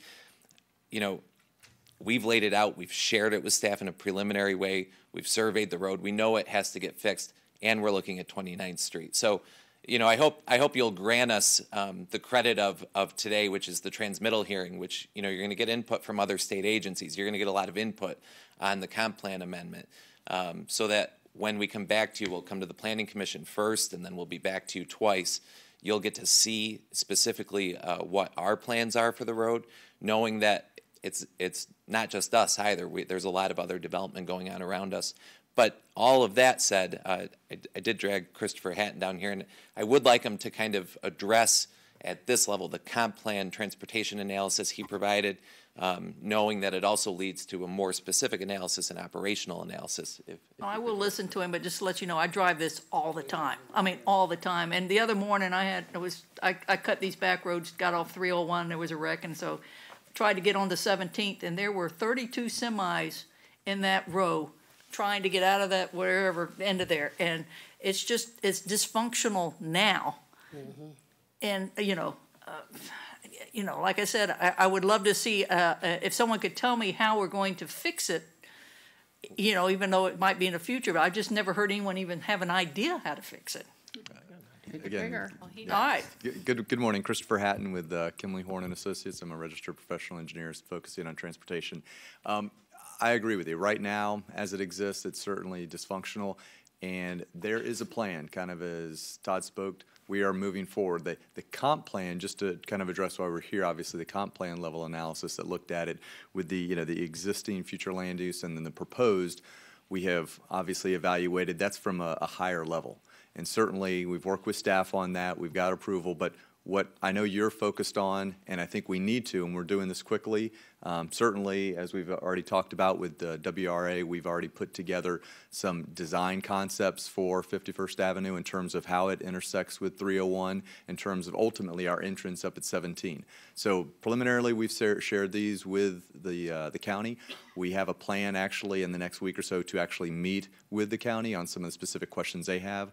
We can only move forward as we are doing right now. We want to address this, but we are moving forward quickly on that, and that's an operational basis that we have to do. So trust me, we are focused on it, because the worst thing we could do is build a development like this, get everybody excited, and have it be a quagmire where people can't get into and out. If there's absolutely, that is our number one focus. The county wants it, you want it, and certainly we do want it too as well. And we're going to have to get your blessing. Just like, Ms. Benak spoke about being great to be here in Manatee County, your staff is great. They will make sure what we have proposed is going to work. And I have no doubt that that will be the case. No pressure on Clark. Yeah, Clark. Yeah, wait till we get to grill you, Clark. Yeah. Commissioner Whitmore. Well, immediately 600 new jobs. I mean, maybe that'll bring our unemployment back down to 3.2. So that's pretty good. Affordable housing. I know there's affordable housing talked about going in, and I know, Todd, this is not the time. This is just the transmittal. But when it comes before us, I would like you to work with the neighbors and whoever's doing who's doing the affordable housing to make the transition, because I think it all would work. I think those people, I don't know what kind of business is coming in, would be working in this facility. And plus the people that work there now could be living closer and not having to get on those roads.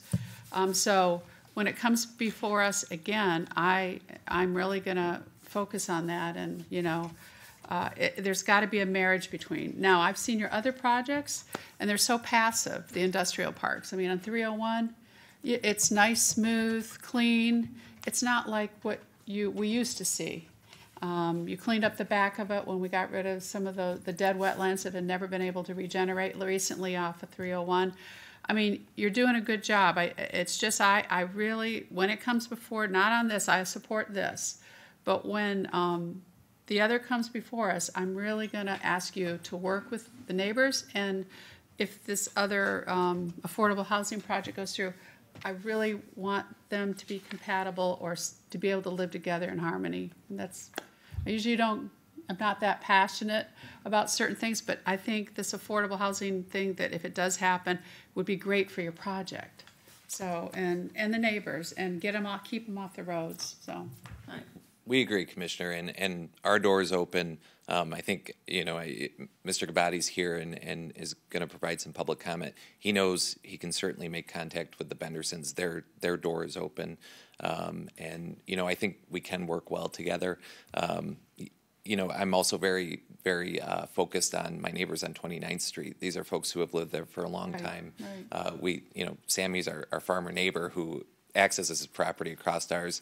We're focused on him too, and so we're including all of that in the design consideration. And again, we'll dig into the details, but we're very aware of what's around us, and that's our obligation. Because I would rather you work it out before you come to us with the buy-in. It would just be so much better for our citizens and also your business. Thanks. Commissioner Smith? Thank you, Madam Chair.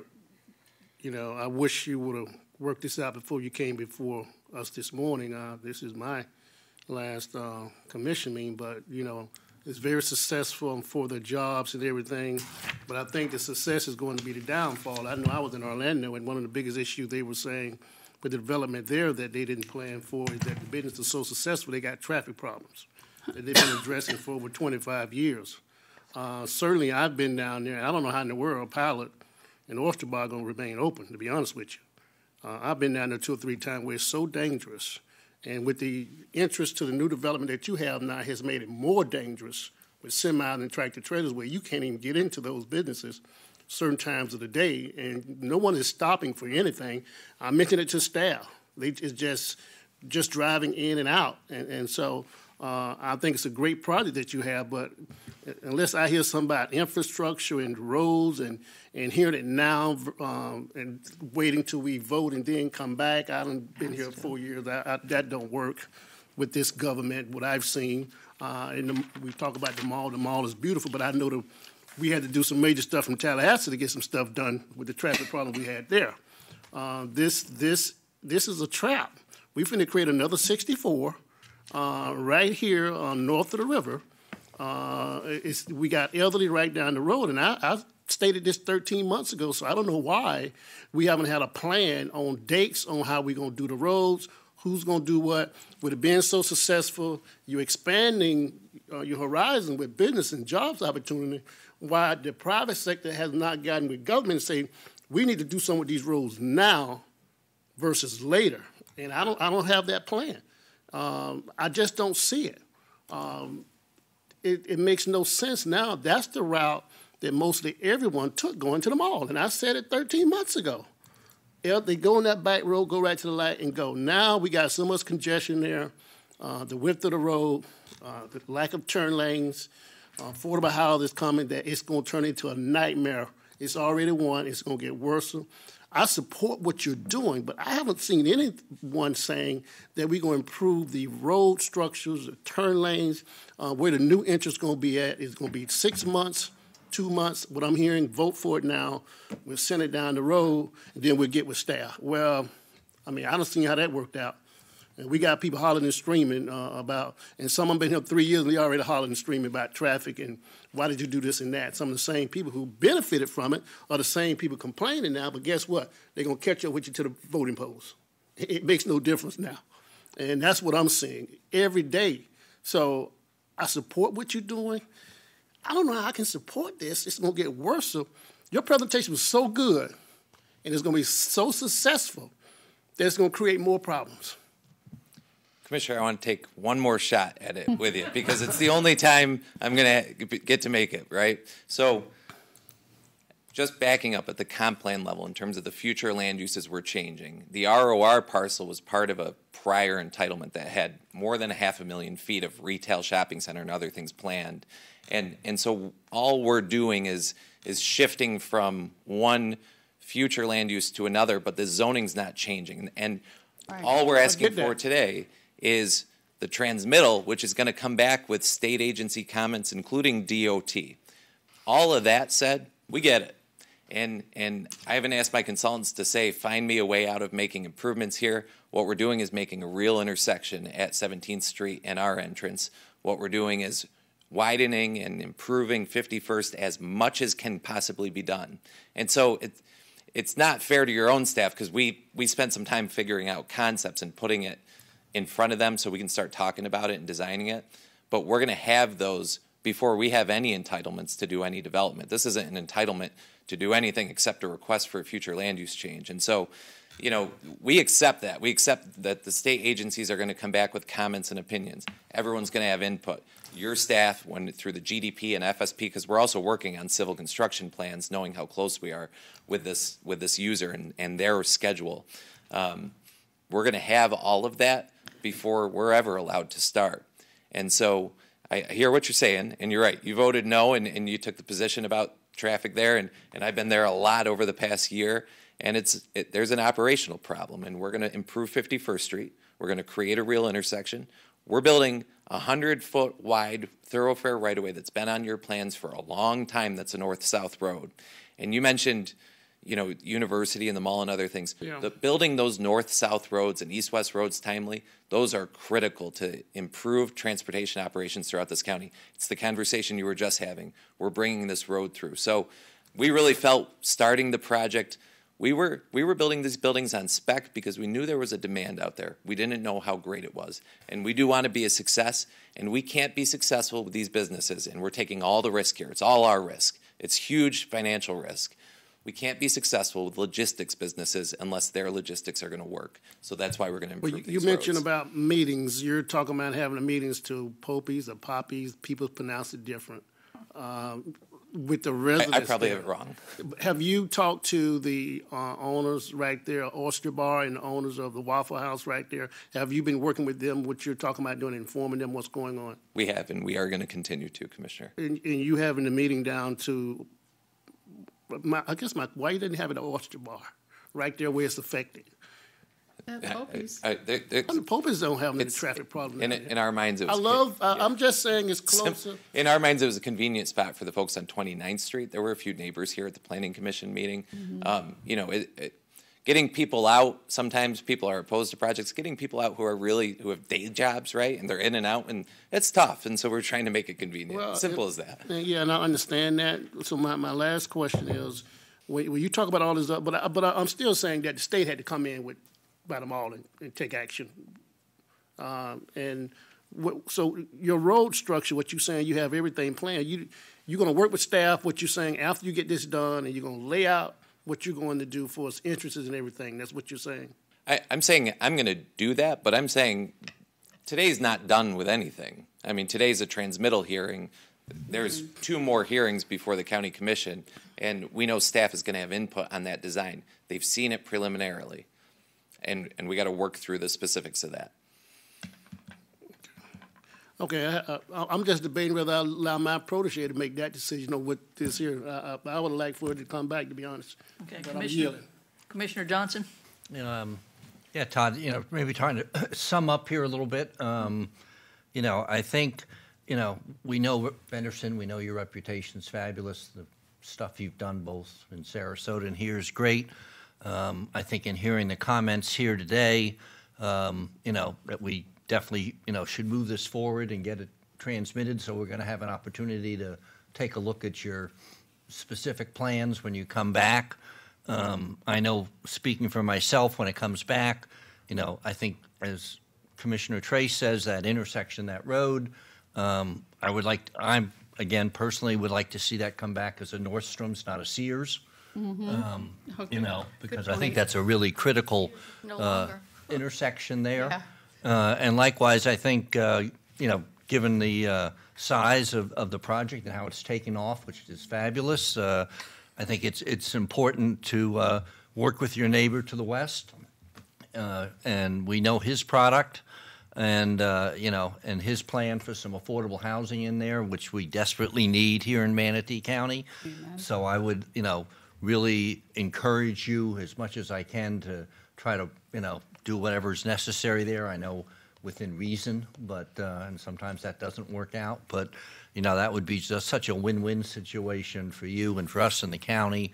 And other than that, have at it and congratulations and keep doing the great job you all have been doing. Thanks, Commissioner. Commissioner Benek? Yeah, and I did forget to ask, and Commissioner Trace's comments reminded me, obviously the interchange at 51st and 301 is a choke point. Mm-hmm. I go down there occasionally, not as often as Priscilla, but, those trucks just line right up in the right-of-way. It's been a problem for so long.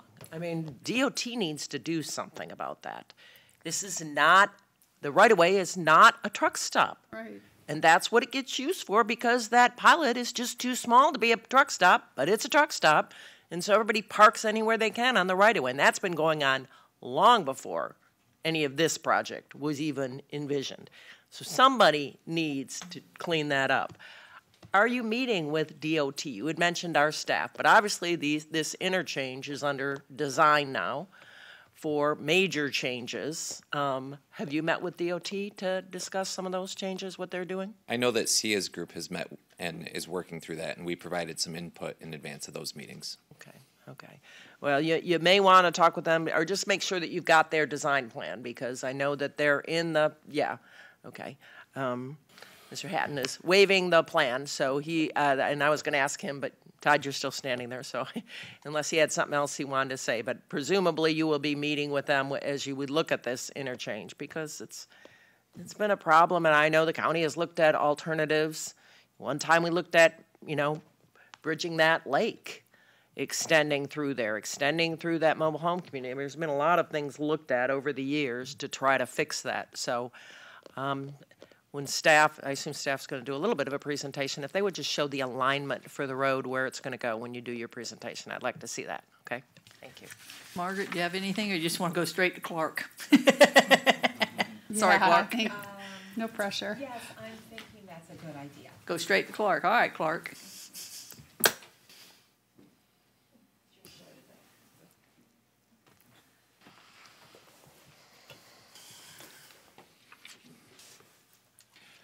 Good morning. For the record, Clark Davis, Transportation Planning Division Manager. There's several questions. I'll touch on as many as I can. I think some of them will relate to capital improvement projects that I may have to research a little bit to answer, but I think I've got the stuff that's directly related to the project. So I'll put a map up on the document camera. This shows, let's see if I can get it so it doesn't reflect so bad.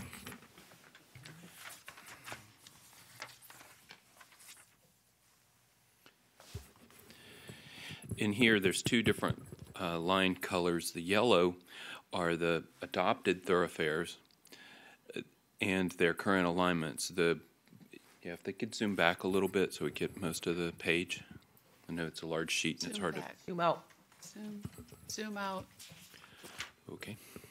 Well, we'll just deal with it. All right, we gave him the Halloween anyway, candy back the blue lines You can are do it. also adopted thoroughfares, but these are alignments that we think are going to change somewhat. So today, and to avoid some clutter, this is 49th and 51st. This area down here is the area near the pilot station in Anna Maria Oyster Bar that's been discussed. This road used to come down here and cut through the middle of this mobile home park, then across this lake and come out very near the old rest stop, I think, where the North County offices are. This alignment is problematic for several reasons, and there's some operational concerns with staying on 51st, but we think that those are more manageable than the problems created by trying to cross the lake and sever residential development. So we've focused for thoroughfare planning purposes on an alignment that involves 51st and 49th. This is an approximation. We haven't seen plans, but we expect 49th going through the site to go and turn towards the west, swing out towards the west edge of the property under consideration. So this is the 40-acre parcel. You can barely see it, but it's sort of shaded in a light red there. There's another one, the 10-acre parcel down here. So we expect to swing out and then up. The planned alignment through this area is more in a state of flux at this point, but we know we need to connect here because this is where 49th picks,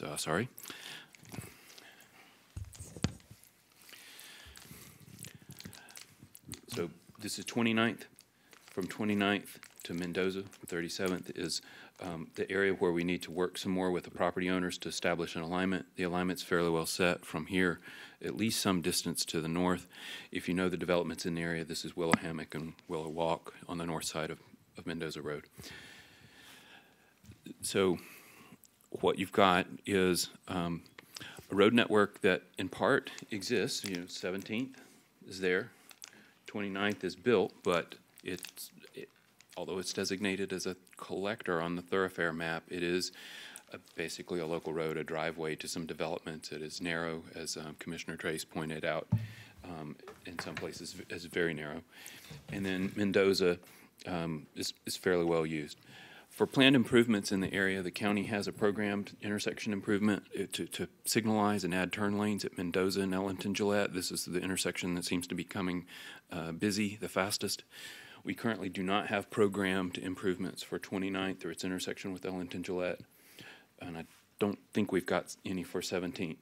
We have what we call a functional improvement for Ellington Gillette Road. That is basically taking an existing road and making it something that's closer to current standards. So if it's, say, 20 feet to 10-foot wide travel lanes today, we would try and make those 12-foot wide lanes, provide shoulders, sidewalks, and bike lanes when we can. I don't believe that Ellington Gillette improvements include bike lanes, but we are trying to provide sidewalks and a wider travel way initially. And then finally, we have off this map, you can barely catch it in the corner, we've got an improvement scheduled for the intersection of US 301 and Ellington Gillette Road. That is a capacity improvement. It's right there where the racetrack gas station is being built on the northwest corner today. And that will add some turn lanes, southbound turn lane, extend the eastbound turn lane. If you've ever driven out 301 towards the interstate from Palmetto, you know that left turn lane there at Ellington Gillette's really short and can back up. And so that will extend that and then provide a short northbound left turn lane on Leffingwell coming to that intersection as well to help separate that traffic. The applicant mentioned improvements to 51st. That would be this section from south of 17th down here. There's some right-of-way there. I have not seen their proposed plan for any operational improvements, but it would probably take some coordination with Pilot to provide additional storage for their inbound trucks. But for outbound traffic, what pops to mind is something that would provide separate left turn lanes and a through and right turn lane as you approach that intersection exiting, because that would be a thoroughfare improvement at that point. You know, the turn lane to Pilot is a Pilot thing. It's for the site, for their development. But the left turn lanes on 51st as you approach 301 would be an improvement. I don't know if that's what the applicant has in mind, but that is one of the things that would actually help the intersection quite a bit. That is not included in the 301 and I-75 interchange reconstruction. Almost all their improvements that mean anything are on 301 proper in the interstate. So basically where the choke point is, which we all kind of agree there is a choke point, 51st and 301, there's really, everybody agrees there's a problem, but I don't really see where someone's telling me an answer to that problem. Do you have one? And do we have any, like the half-cent sales tax or anything in any improvement on there? 17th from there to Ellington Gillette's a workable road. Like I said, 29th. No semi would actually go down that road, so I'm not that worried about that. And I know we are improving Ellington Gillette, but that is a choke point right there, and it's dysfunctional. The funding scenarios tend to shift over time, but when staff were going through the list of potential projects for the surtax program, Ellington Gillette functional improvements looked like they were funded. The intersection at 301 looked like it was funded. And Mendoza looked like it was funded. And just like the success of this project caught the developer off guard, it catches us off guard because we don't know that the traffic's coming. We don't start thinking about building roads for it. We start looking for existing problems to solve. And in this case, the surtax projects that were funded in this area were focusing on 60th Avenue and Mendoza Road, which are the Ellington Outlet Mall and the circulation around it. And so the question is, how will we react to that as we continue to work? Some of it will be how we expend impact fees in the Northwest District. Some of it will be the site-related improvements that the developer will need to provide. If they're going to use 29th, it needs to be built as a proper access. We can have the operational improvement discussion about 51st, but if there's a concurrency component to that, we may be talking about shared funding responsibilities for that as well. But the hot spot, if you will, is here because it is closest to the interstate. It is where we've got a de facto truck stop in the form of the pilot station. I mean, it is the busiest truck fueling station that I can think of in the county. There may be a couple of others that I just don't see that often. And so it is heavily used. And to do something with both the intersection at 17th and 51st, as Mr. Mathis referenced, and at 51st and 301 are good, because 17th and 51st may work, but it can become dysfunctional as the volumes increase. In the past, it was just a T intersection, and if you know that intersection, it's got a big patch of asphalt there, and a way for people to turn right directly off of 17th and onto 51st, and those kinds of free-flowing movements don't work as well once you create an all-way intersection, which is what you get with the new development. So from Mr. Matha's statements, it looks like they're thinking about the right things, but at a comp plan stage, we're zoomed way out. We're saying, for this land use that's proposed, have we planned the right thoroughfare networks? Is it the right number of lanes and in the right places? And we think the answer to that question is yes. The detailed operational analysis comes at their site planning step, which comes after the comp planning part of it. And so we want to help and we want to look at it, but today it's just changing some colors on a map. We don't even know for sure that they'll build exactly what they say they're going to build. We hope that they are successful in whatever they do, but we don't have any certainty today. And so we can plan and design the specifics of road networks and do ourselves a disservice in that process. I understand everything you say, and I agree. My question, though, is there plan? I understand we don't have it budgeted, but is there a way to fix that if you actually put the money to it? That's what I'm asking. You said there was a preliminary. Sure. We think there are ways to improve the operations of the intersection with sufficient funding, to answer your question. Probably seen it when we shouldn't. Commissioner, again, Clark hasn't had the time. We haven't given him the opportunity to evaluate it, and I knew that coming in. And again, we're trying to keep this at the comp plan level. Todd, can you move it down a little? She's trying to zoom in. Sorry. There you go. So we don't know what the county's input on this improvement is, and I would say this was our approach at having the wisdom to change the things we can within that area, and so that was a proffer that we have made to Public Works in discussion and in coordination with their meetings with DOT, so we can really start to fine-tune this design. But everything black is new, basically, and it changes how that roadway works. It may not be the perfect solution. We're working on the design, we're working on the analysis, and we need to bring it back to you with a lot of specificity.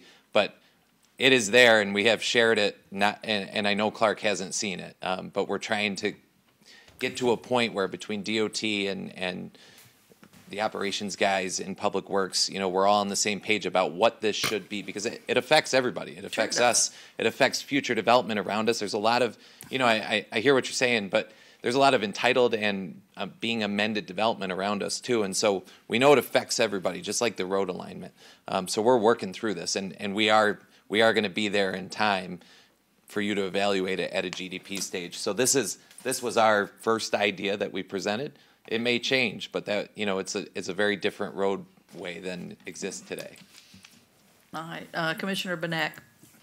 Yeah, and I appreciate that. I just want to clarify. So the 51st Street interchange with 301 is outside of DOT jurisdiction. Is that correct?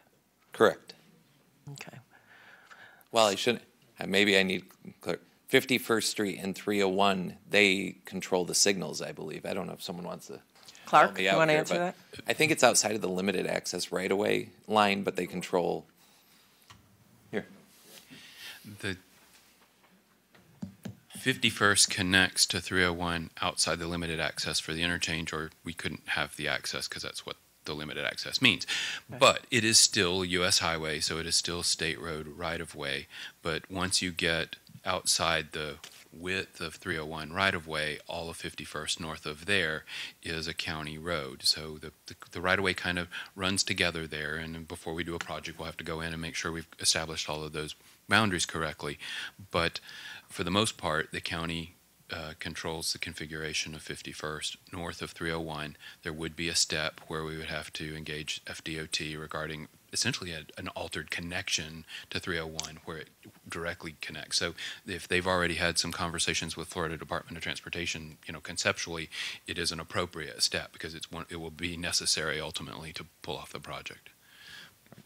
And just to add to that, Clark's 100% right, but just like looking at the example, what happened with the DDI, over for Cooper Creek Parkway as that interacted, that was not a DOT roadway, but obviously the improvements there, they wanted to make sure, just for purposes of like we're talking about right now, operational queuing, that's going to all be taken into consideration. And these are, just to, Commissioner Trace, to answer your question, these are capacity enhancing improvements. So they are turn lane specific to be able to focus on what we can do to get vehicles throughout. And so we're not just, putting lipstick on a pig. We are actually making improvements the entire width of 51st as well as the choke points, because there's nothing more important right now than to getting vehicles out there as quickly as we can. So.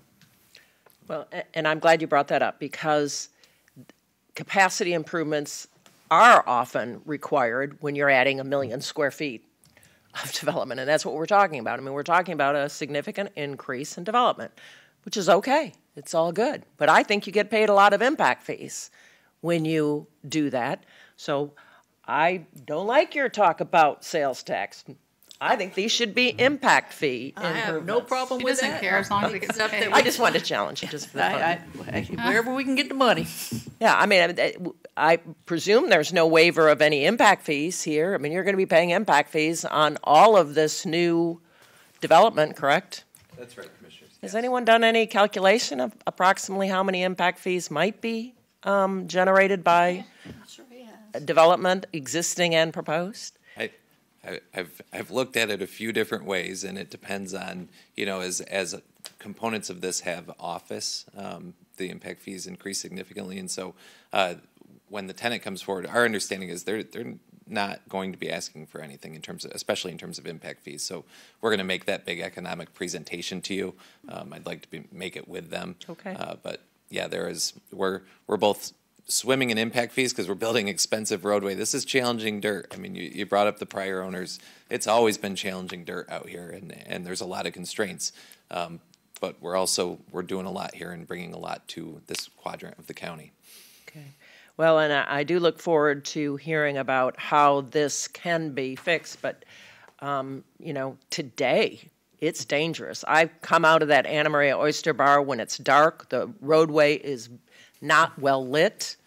You can't tell which is the in lane, which is the out lane. It's very dark. So I would like to see improvements here and maybe some lighting to make it a safer interchange, but also to add capacity. And like I said, that's what impact fees are for.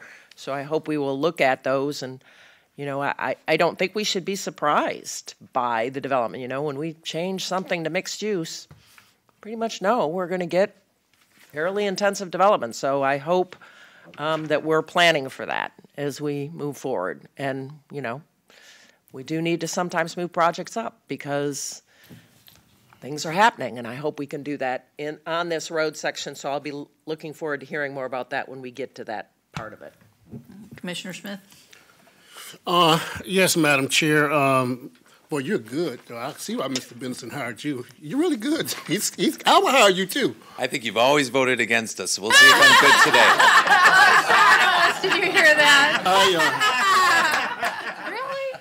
I didn't know that. Well, he must know. I wouldn't know. Right. No, to be true, I think I only wanted one project, and this is the only project came before me. I think you're right. Yeah. So maybe I need to vote for it since you mentioned that, because this is the only project ever came before me since I've been a county commissioner. So you got me confused with someone else, evidently. What scared me when Clark said, if they do what they say they're going to do, that's pretty vague. It means that the project. And then when you look at what I was hoping, when we talked about this 13 months ago, we kept talking about the pilot. With so much land, I was hoping that, the business owners would get together with pilot and say, hey, we got all this land here. Let's do some kind of partnership. You can build right here where we can do something with this turning and everything, and you got more property, and let's do a partnership. That's what I thought was going to happen. And it hasn't happened, and if you haven't talked to Pilot's not going to move. You're still going to have the tractors, trailers, and you may need their property also. So I was hoping that the private business will sit down and say, look, you don't have enough land where you at.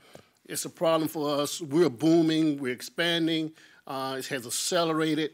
And let's do some kind of deal to see, can we look at something where you still can have the visibility when you come off and we can have a better interest, but we can move Pilot in and we can do some of this land with like a swap off. That's what I thought was kind of going to happen, but what I'm hearing is not happening. So that concerns me. The other thing that concerns me, bad as I want to support this project, bad as I want to really support this project, I look on my March On for Matt. And with my last county commission meeting, knowing that if the road infrastructure is not put in there, that I may be looking at someone losing their child, to be honest with you. It's horrible now. I've even told my mother we don't even go that route anymore because you can't even get out the restaurant at certain times if you park. And bad as I want this project to succeed, I still haven't heard anything from staff. I haven't heard anything from you about what we can do with the infrastructure of the road. It's just mind-boggling to me. That sharp turn right there at Pilot and Oyster Bar is one of the most dangerous turns. I don't even know if it's not even a stop sign there, I don't believe. You just turn. Now the trailers are coming out of Pilot, they don't even stop anymore. So you at your own will. 13 trucks was backed up to the interstate. Then they started going around the interstate. Conversations I've had with FDOT over the years, they say local government create this problem, then they punt it to us. They punt it to us, but they can make certain decisions now. Would it be better for us to get things done? Now, those are the phone calls I received from high up. Say the problem punted to us at a desperate situation, but there's certain things local government should have done. But we come in to clean it up. So let me set you straight on this, Commissioner Smith. I got that phone call. They can do certain stuff to make it easy for us to do certain stuff for our state roads, but those are local issues we can't get involved. I've heard that, over and over again with my conversation with them. So I just don't see me supporting this project. I just don't. If it was some more, the success really stopped me, to be honest with you. So successful, what you're saying is that you're moving to the next step, which is fine with me. But loss of life is very important to me also, and I just don't see loss of life not happening at this area. Thank you. All right, we're going to open this up for public comment. I have one person signed up, Marshall. Gaboudi. Something like that. And I think you have some signatures to give to the clerk to get 10 minutes. Am I correct? Thank you, Commissioners. Marshall Gabati, I've been sworn in, and Commissioner Trace, I've had a change of strategy here based on working with staff, and they've enlightened me into some really beneficial points for the community and the county and the jobs that Benderson will bring. Very important to everybody. I'm part of this community as well, so these matters that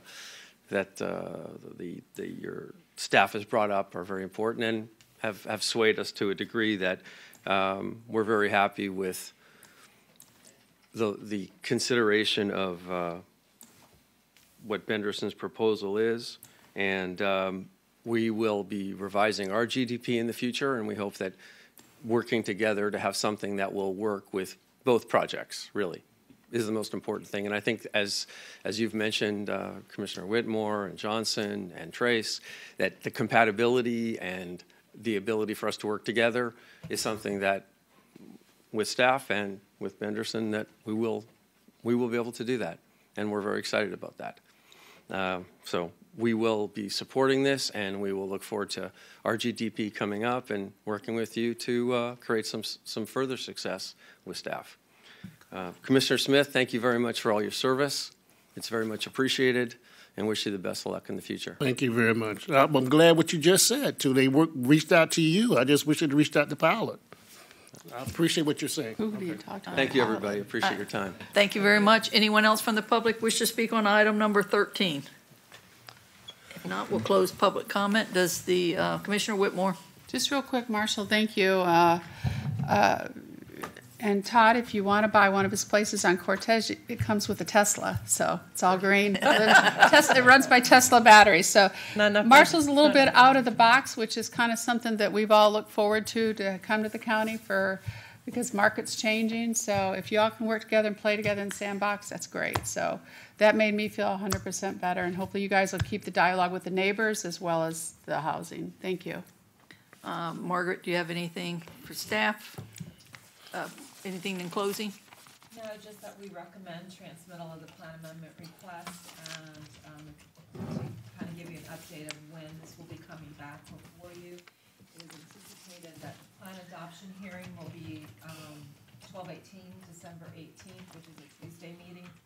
The GDP will go in front of the Planning Commission on December 13th and back to the board on January 10th of 2019. All right, Todd, do you have anything else to say in closing?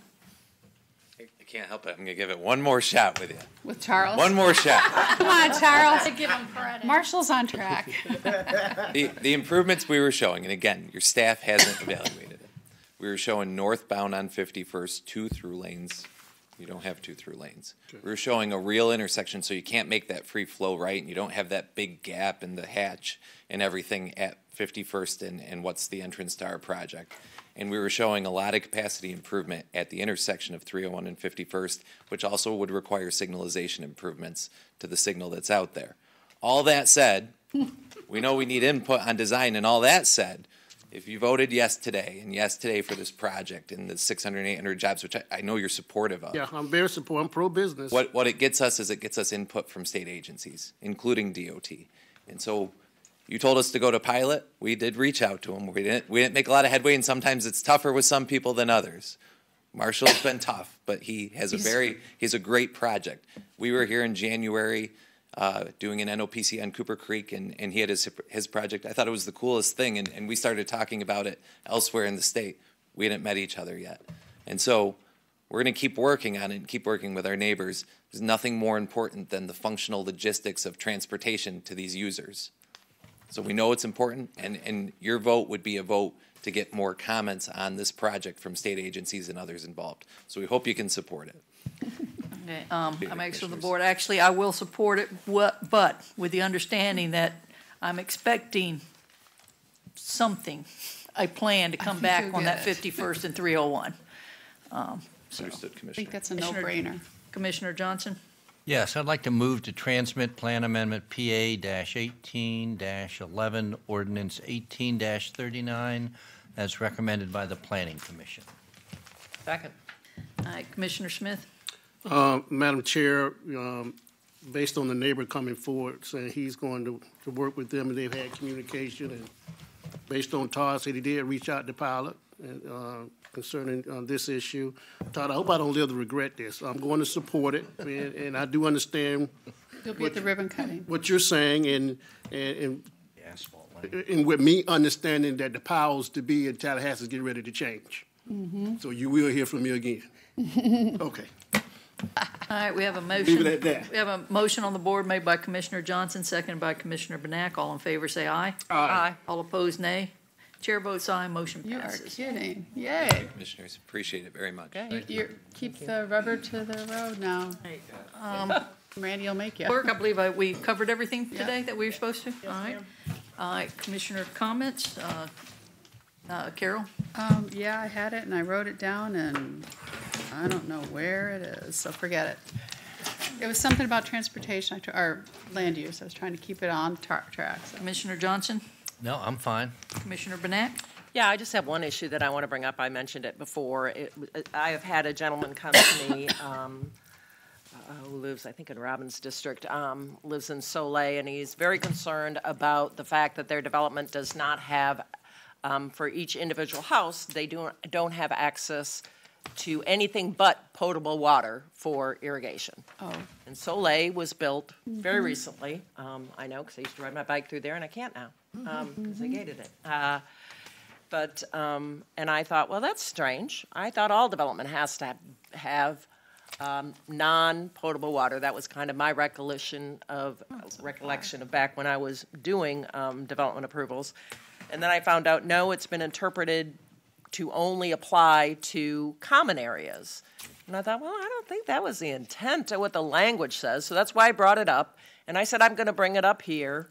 The gentleman is very concerned. I've brought it up to our legal staff. He's mentioned lawsuits because to irrigate with potable water is very expensive. And these are relative, we just approved small lots. You can't get wells on these small individual lots, I don't think. I mean, I'll ask Mark if he can comment on that, but I don't think that was the intent. I think the intent of our code was to require that they find alternate water sources. And I asked about some of it more recently. Trevesta, for example, came forward. Remember, Trevesta had the issue of the lake being drawn down. Right. Well, they're taking access to a non-potable water source. And I think that's the correct, should be the primary way. But I asked staff to be here. I said I was going to bring it up because I think that we need to maybe change our code so the language is clear that you do need to use non-potable water. I think it's, I agree. you know, it's a mistake to use potable water for things that are non-potable sources. That's our non-potable needs, potable. So there you go. That's my concern. Fred Goodrich. Good morning, Chair and Commissioners. Fred Goodrich, Development Services Division Manager. As to the question about, and I've been in discussion with the same people with the Soleil West. When we in BADS receive the final site plans, we of course review it for the development order. And normally, as you heard earlier, the requirement is that it be the lowest quality water. Normally, what our staff reviews, and which is done by the environmental review section, they review the landscape and irrigation plans, and those are for the overall development of a residential, subdivision.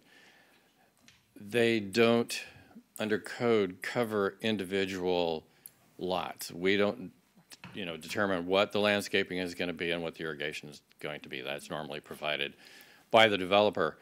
So when they review a plan, they check the landscape plan on the final site plan, the development order, and if it says lowest quality water for irrigation, and that's in the development order, it's let go. But there's nothing specifically in the LDC that says residential lots have to have potable water, and we don't review the landscape plan. Is that a problem?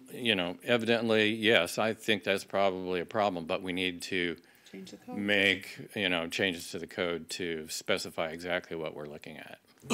Commissioner Benek? Yeah, and I agree that it's a problem. As I said to Attorney Schenk, anytime we have people interpreting the code differently and applying it differently, you heard Rachel today when I asked this question, she said, oh yeah, of course it's going to go for the residences because that's the way they've been told in the past, just like I was told in the past. That is what the code means, that all irrigation, including individual lots, have to be served with non-potable water. We used to, back in the day, require if you were outside of the watersheds that you and you had a reasonable possibility of serving with reuse water, you had to put dry lines in. So I know things come and go like this when it comes to interpreting the code, but now one of the biggest builders in all of Manatee County is not serving in his subdivisions. I assume it's the same for all of the subdivisions that D.R. Horton is doing, not providing non-potable water for thousands of lots. I don't want to be too dramatic, but I just think this is something that we need to clarify and change so that we don't, we still are growing like crazy. We just saw a nice big development this morning.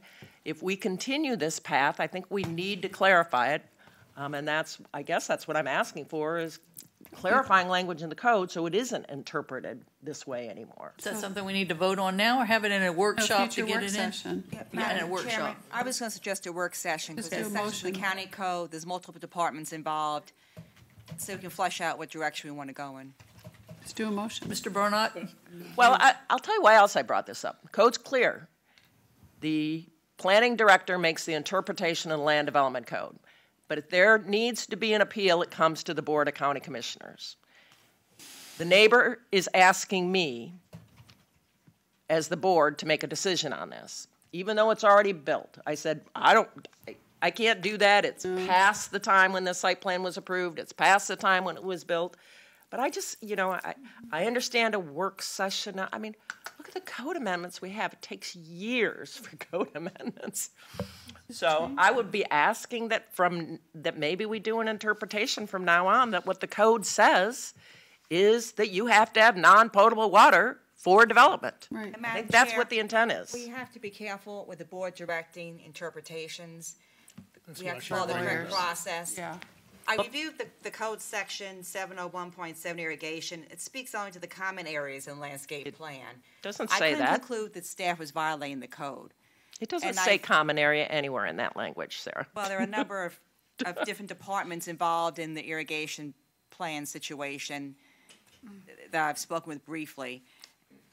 It needs to be So, I mean, I think I don't there have needs a to be problem with a work coordination and session to talk about it implementation. more, and I get that. I mean, I'm just bringing that up. I don't have any problem with that, but I don't want to predispose what's going to happen in that work session that it's going to require a code amendment. I would like to have a work session to talk about this, to hear about it maybe more from staff. Is this a big problem? I don't even know. Is this a big problem for our development community? As I said, back in the day, I thought that, and It's our waterway. it was being required, but. Mr. Barnott? My interpretation, I think it's a simple fix. Right. Okay. Give us an opportunity to go fix it. We don't Okay. need a motion, we don't need that. Okay. We'll go bring something back for your review. That's fair. So I we'll started vote my on it. career with Manatee County in April of 2001 in the Utilities Department. I always understood that you did not use potable water For irrigation. for irrigation. Me too. So I found it strange when I moved into my home that was built in 2001 that the county made me put dry lines in, but I was in the watershed. So I said, okay, give me my reclaim. No, you can't, you're in the watershed. Yeah. I said, what do you use for irrigation? Portable. Yeah. This thing's been all over So let's fix it. 30 years. You know, we work with Mike and Mark and all of them in Public Works all the time to do these things. It's always been my understanding, interpretation of the Land Development Code. Any code you want to talk about, whether it's in utilities or public works, that you don't use potable water for irrigation. Yeah. You got to do something else. So I don't know where the confusion's coming, but Building Development Services will really understand. Good enough. Thank you. Look at don't. look at his face. That's good enough. You know that's I've looked happening. at different documents in the last few days, and it's very clear on final site plans, preliminary site plans, development orders, you don't use it. We got some operational things that will work out. Okay. Thank you. Commissioner DeSabatino? Well, thanks for bringing that up, because that's really important, because I know a lot of the complaints I hear, Bay Shore Gardens is an old community, and they didn't have any Right. reclaimed water, and that's a huge problem right now, and to put the lines in, that would be a huge undertaking. So I'm glad you brought that up, because that's kind of like another little loophole that's, that you found for this project. Thank you. Commissioner Smith? Yeah, I'm glad Commissioner Benak brought that up, and certainly if you're not going to have the workshop, that staff can straighten that out sooner than later, that actually in the field that the employees understand that it's not. I know in the city of Palmetto for years people was paying for reclaimed water but didn't have reclaimed water for years, but they were being charged, and now they're not being charged today. But that is a problem. But I just hope the people in the field understand that, and residents are not continuing to do that. So it needs to be clear and understood so the board can take care of that in the future, hopefully. Commissioner Benak, anything else? No, good. I'm feel assured that staff will be looking at this. I honestly, I don't think there's any answer, unfortunately, for the Soleil Group unless they want to get together and do something. I mean, they built in accordance with their plan, and there was no problem with it. So I'm going to have to tell that gentleman that. I wouldn't be surprised if he shows up here, but if he does, you guys at least know what he's talking about. Thank you. Commissioner Smith, any comments? Just brief comment, Madam Chair. Just allow my constituents to understand that I'm the commissioner till November the 19th at 5:59 p.m. and that My door is open until until I leave. Ms. Gordon is setting meetings, and my last meeting that I have with the general public most likely would be the 14th. I will be to the my last Port Authority meeting on the 15th of this month, and thereafter I'll be heading out of town, and when I come back, I will not be a county commissioner. So it'll be the first time well, actually in about 15 years, because I was on the CRA board before I got back into government. Probably the first time in maybe at least 12 or 13 years that I have not been in some capacity serving in government. But I just want to wish my good friend Robin DeSabatino, because she won't be to the meeting the 15th, my understanding to the port meeting, the best, and I look forward to seeing her. And who knows, but her being such an expert person selling homes. She'll be selling that warehouse. Yeah, so. and I don't know who's going to not be to the meeting the 15th at the port besides Commissioner DeSabatino, but just in case I don't see you and you're not to the meeting, I have enjoyed serving with you on this board, and I have learned a lot serving on this board. A lot of people don't understand until you get into the seat, you just don't know. You can talk all you want until you actually get in the seat, you just don't know. Mm-hmm. You just don't know what you have to do, how you have to meet, how you have to serve, who you have to meet with, that your calendar before you even get sworn is already made out. Mm-hmm. And this is the shock that I got when I was sworn in. When Ms. Talley came in and said, oh, you got something this day. I said, well, I just got in to see, how do I have something February and March? So yeah, those meetings already set aside. You got a workshop. You got this meeting. So those that want to replace us, and we don't know until Tuesday, since you putting the calendar together and the schedule together, and whatever you thought you was doing, you can't do it anymore. Mm-mm. You may well change to the trend, and there's going to be things that's set up before you and new laws that you must govern yourself by. It's not the good old days where people understand that we can't do what they do. We can't go get $300 or $500 and don't report it. And so it's a new day. We have rules and guidelines that we must follow as the Board of County Commission. And to be honest with you, some of them I didn't understand. But once you start serving, you do understand. Mm-hmm. You learn. You learn why you can't be on certain boards and why you can't continue. Economic Development Board was one of the ones I was saying. Mm-hmm. And so, well, you can't be on that board because we fund them. Mm-hmm. Okay, it took me 2 years to understand that. Me and the county administrator went back and back. Or you couldn't be on the fair board, or you couldn't be on this board, Okay. But anyway, just to sum it up, guys, to all of you out there in the public who supported me and who supported me over the years, my family as well, we'll be doing some more things in this community, and I won't be gone too long and too far. You'll be in Tallahassee. I won't be gone too long and too far. Yeah. So I will not be gone too long and too far. Thank you. I love all of you. We love you. Hi, Commissioner DeSabatino. I have always enjoyed Charles. He puts a smile on my face, and it's been an honor and a privilege serving with you and knowing you and your family. And I can't believe it's 4 years since you're 4 years. Mm-hmm.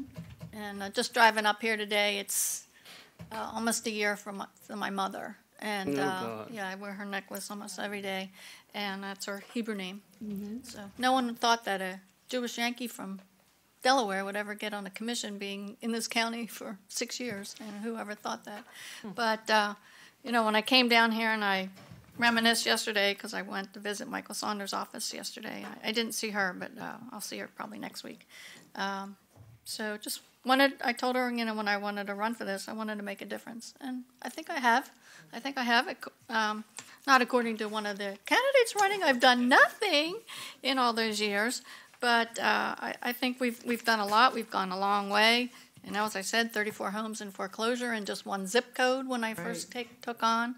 And it was a war zone out there. I think South County is rocking it with all the new development and all the projects going on. South County is not just Bayshore Gardens. Bayshore Gardens is a part of it. It's one of the oldest communities, that in Whitfield. But, it's great to see. And one of my major missions was maybe the factor of my lawsuit was I wanted to know where the sidewalks and streetlights were going on 41 between what avenue and what avenue. That was the basic of the suit. So I just asked.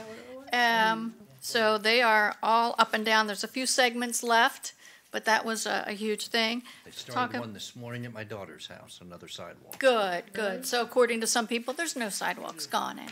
And according to the Herald Tribune site, I was just reading one of the write-ups of one of the candidates run, and that candidate is out there stating that he is going to demand from you all the $10 million in the Southwest TIF to be freed up for projects in South County. So just be aware.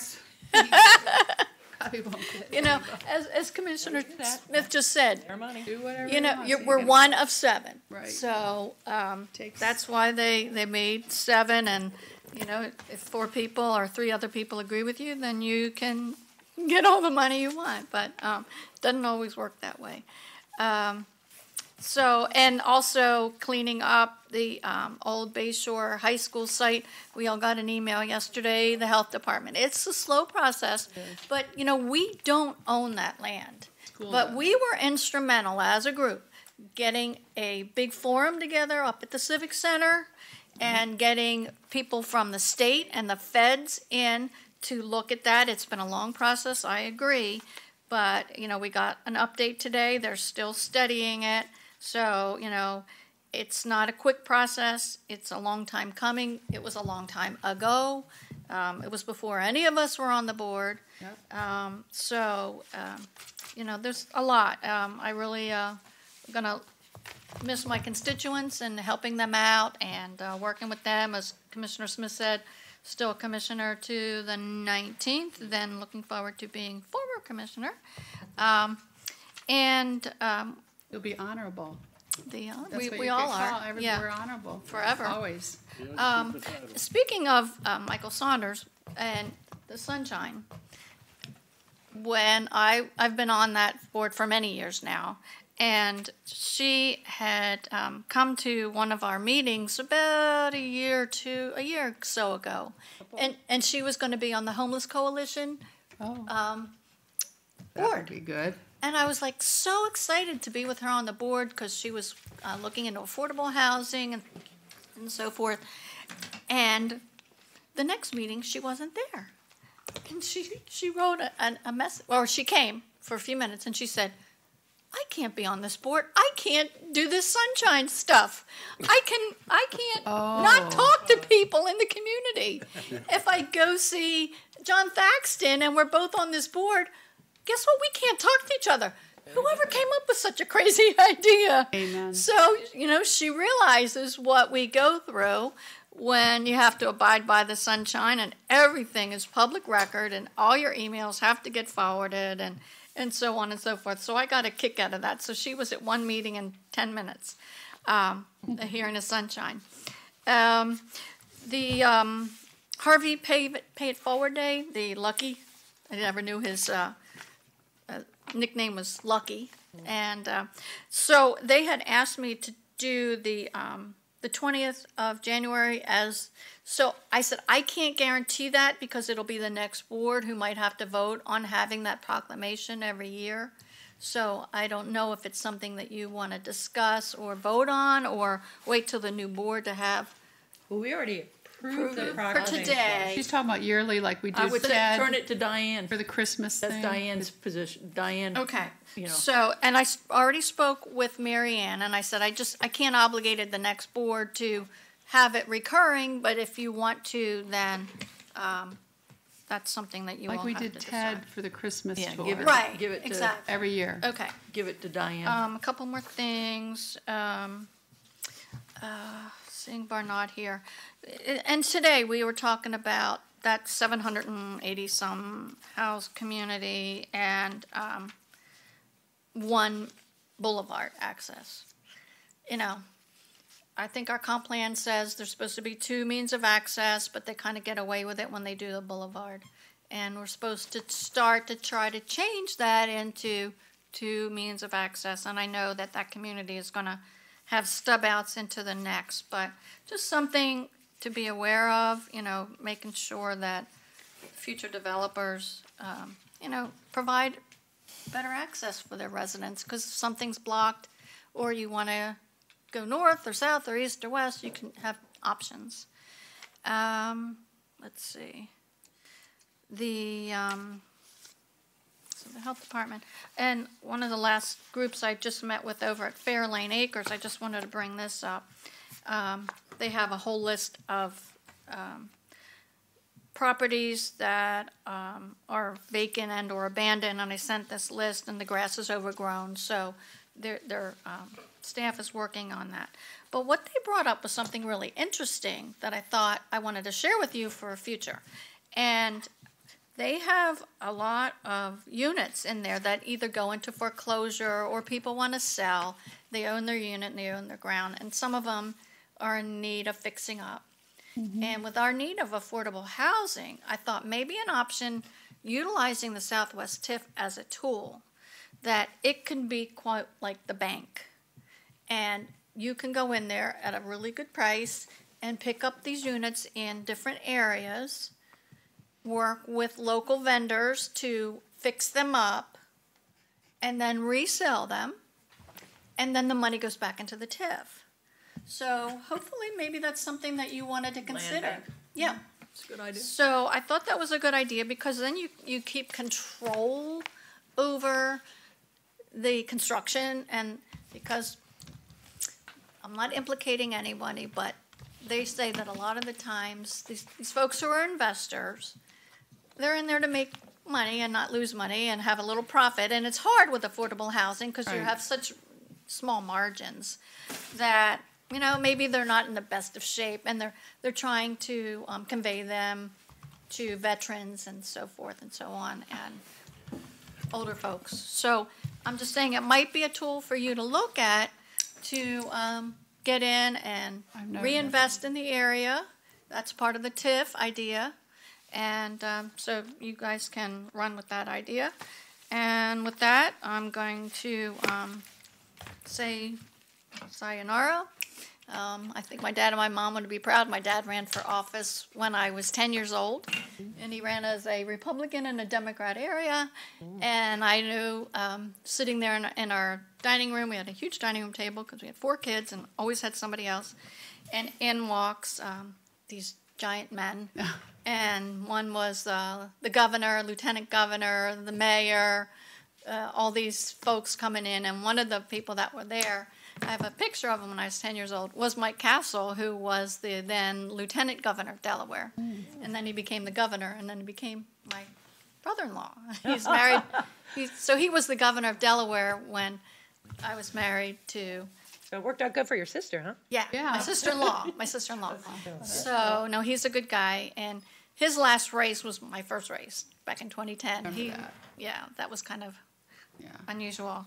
But, so my dad would have been proud that I got elected and served for 2 terms.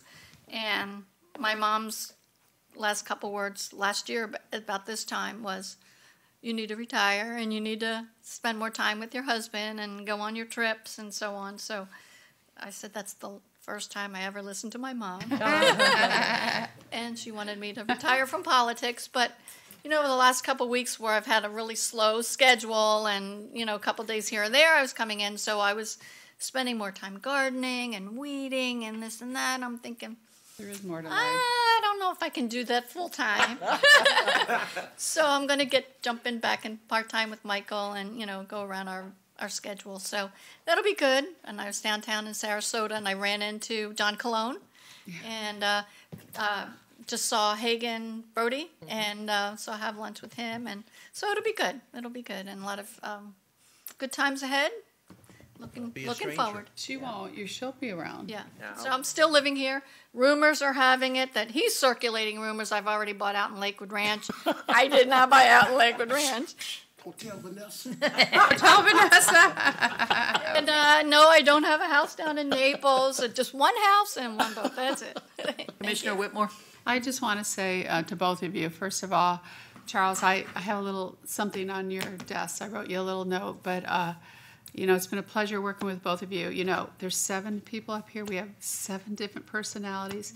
It's been great 99% of the time, and maybe 1% of the time a little bit of hell. But that's what makes what we do great in this country.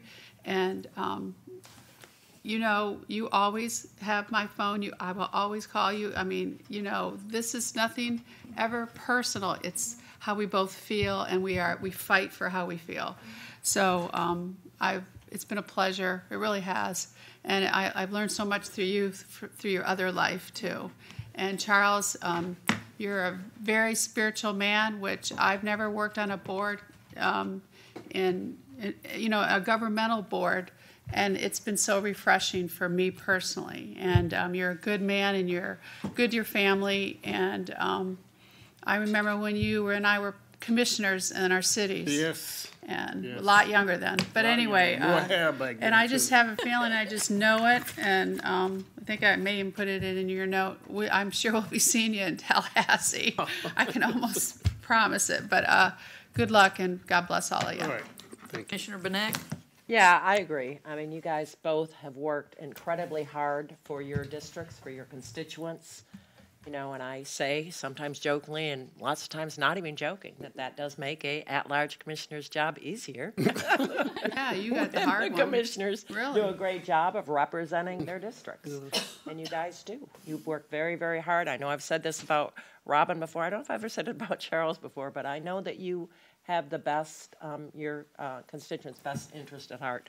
And, you know, Robin, you've had incredible challenges in your district, and I live basically in your district. Right. It's kind of weird that Vanessa is my commissioner, so I know what goes on down there, and I know the changes. But you have a tough time, as does Charles, because you live in you represent areas that were developed back before we had a lot of these regulations. In Charles's district especially, you don't see a lot of the new development that's coming in. But you're always dealing with the problems. They're still there. And they're even harder to deal with because you have less resources. So I appreciate you bringing up ideas on the tip, you know, and continue to do that. You know, it's a great opportunity. You know, with opportunities come huge responsibilities. So it's glad to know that there's going to be life after being a commissioner. I'll be curious to know whether people still call you guys and ask you to get things done. I wouldn't be surprised if they do. Because you've been their go-to. You know, you've been there for them. And you know, I think it's crazy for people to say otherwise while they're running for office. But I get it. I probably said the exact same thing when I was running for office. It's what you do. Right. But I have no doubt that you guys had your constituents' best interest at heart, and its community's best. It's what, you know, it's what makes Manatee County a great place. People work really hard to make this a great place, and we're going to continue to do so. And I know you guys are going to continue to do so. So I say thank you too. I know what a tough job this is. So I say thank you for your 8 years and 4 years. And Charles, we know we're going to see you again. We know that. Commissioner Johnson? Yeah, again, I've only had the pleasure of working with you all for 2 years, although sometimes it's felt like 100. Yeah, amen. Life sentence. There's no such thing as a learning curve up here. You're just thrown to the wolves and run over by the cars. Yeah, exactly. You know, as you go along, but I think, you know, you guys have been great examples of what you need to do with your constituents, and I know I've learned a lot from that and have focused a lot more in my district and, you know, trying to get another, as we say, another 3 votes to, you know, break some money loose from the administration to get some pet projects done that we like to get done in our area. And you guys have, you know, irrespective of what one of the candidates says in your area, you've done a yeoman's job, in my opinion, on getting that stuff done. And if I've learned nothing else, what I think I always knew, government works really slowly. You know, and you know, you can make a decision up here, and it may be a year, or 18 or 2 years before you actually see something happen. So you better be patient if you want to take this job, and understand that as you talk to your constituents that you all have taught me, you know, it's I've had to train them or train myself to say this isn't happening overnight. You know, so we're working on it. It's in the system, and Charles, I'll miss you on some of our trips. It was always fun. And it was always good to try to keep up with you. And you know, so I know we'll see you both around, and I wish you the very best. And You've done a lot of good things, and it's always an honor to know that what you've given back to the community, because that's what this is all about at the end of the day, is we're all giving something back to the community and doing the best we can with the resources that we have. So best of luck. Thank you. Commissioner Smith? I just want to say to Commissioner Johnson, you know what, the 20th, the good thing about being out of office is that when I ask you for some money the 20th, I don't have to report it. Oh, To nobody. Yeah, that's right. Uncle Sam. Yeah, Uncle Sam. I basically was going to say the same thing. Y'all opened your arms, tried to help me as much as you could within the sunshine, since we can't really talk. And I've learned a lot, sat by Robin, I think just about the whole time I've been 2 years, one side there and then over here, and comes prepared, always ready. And Charles, you know your district as well as anyone, and y'all have served your districts very well. And I know y'all will move on and be successful wherever you go. And adjourn this meeting, Robin. Vice Chair. Meeting is adjourned. Any further comments for the good of the order? Counselor? No. Okay. Board records, anything? No, this She's meeting never is been adjourned. asked. Thank you. Thank you. I still am confused about when the new commissioners take their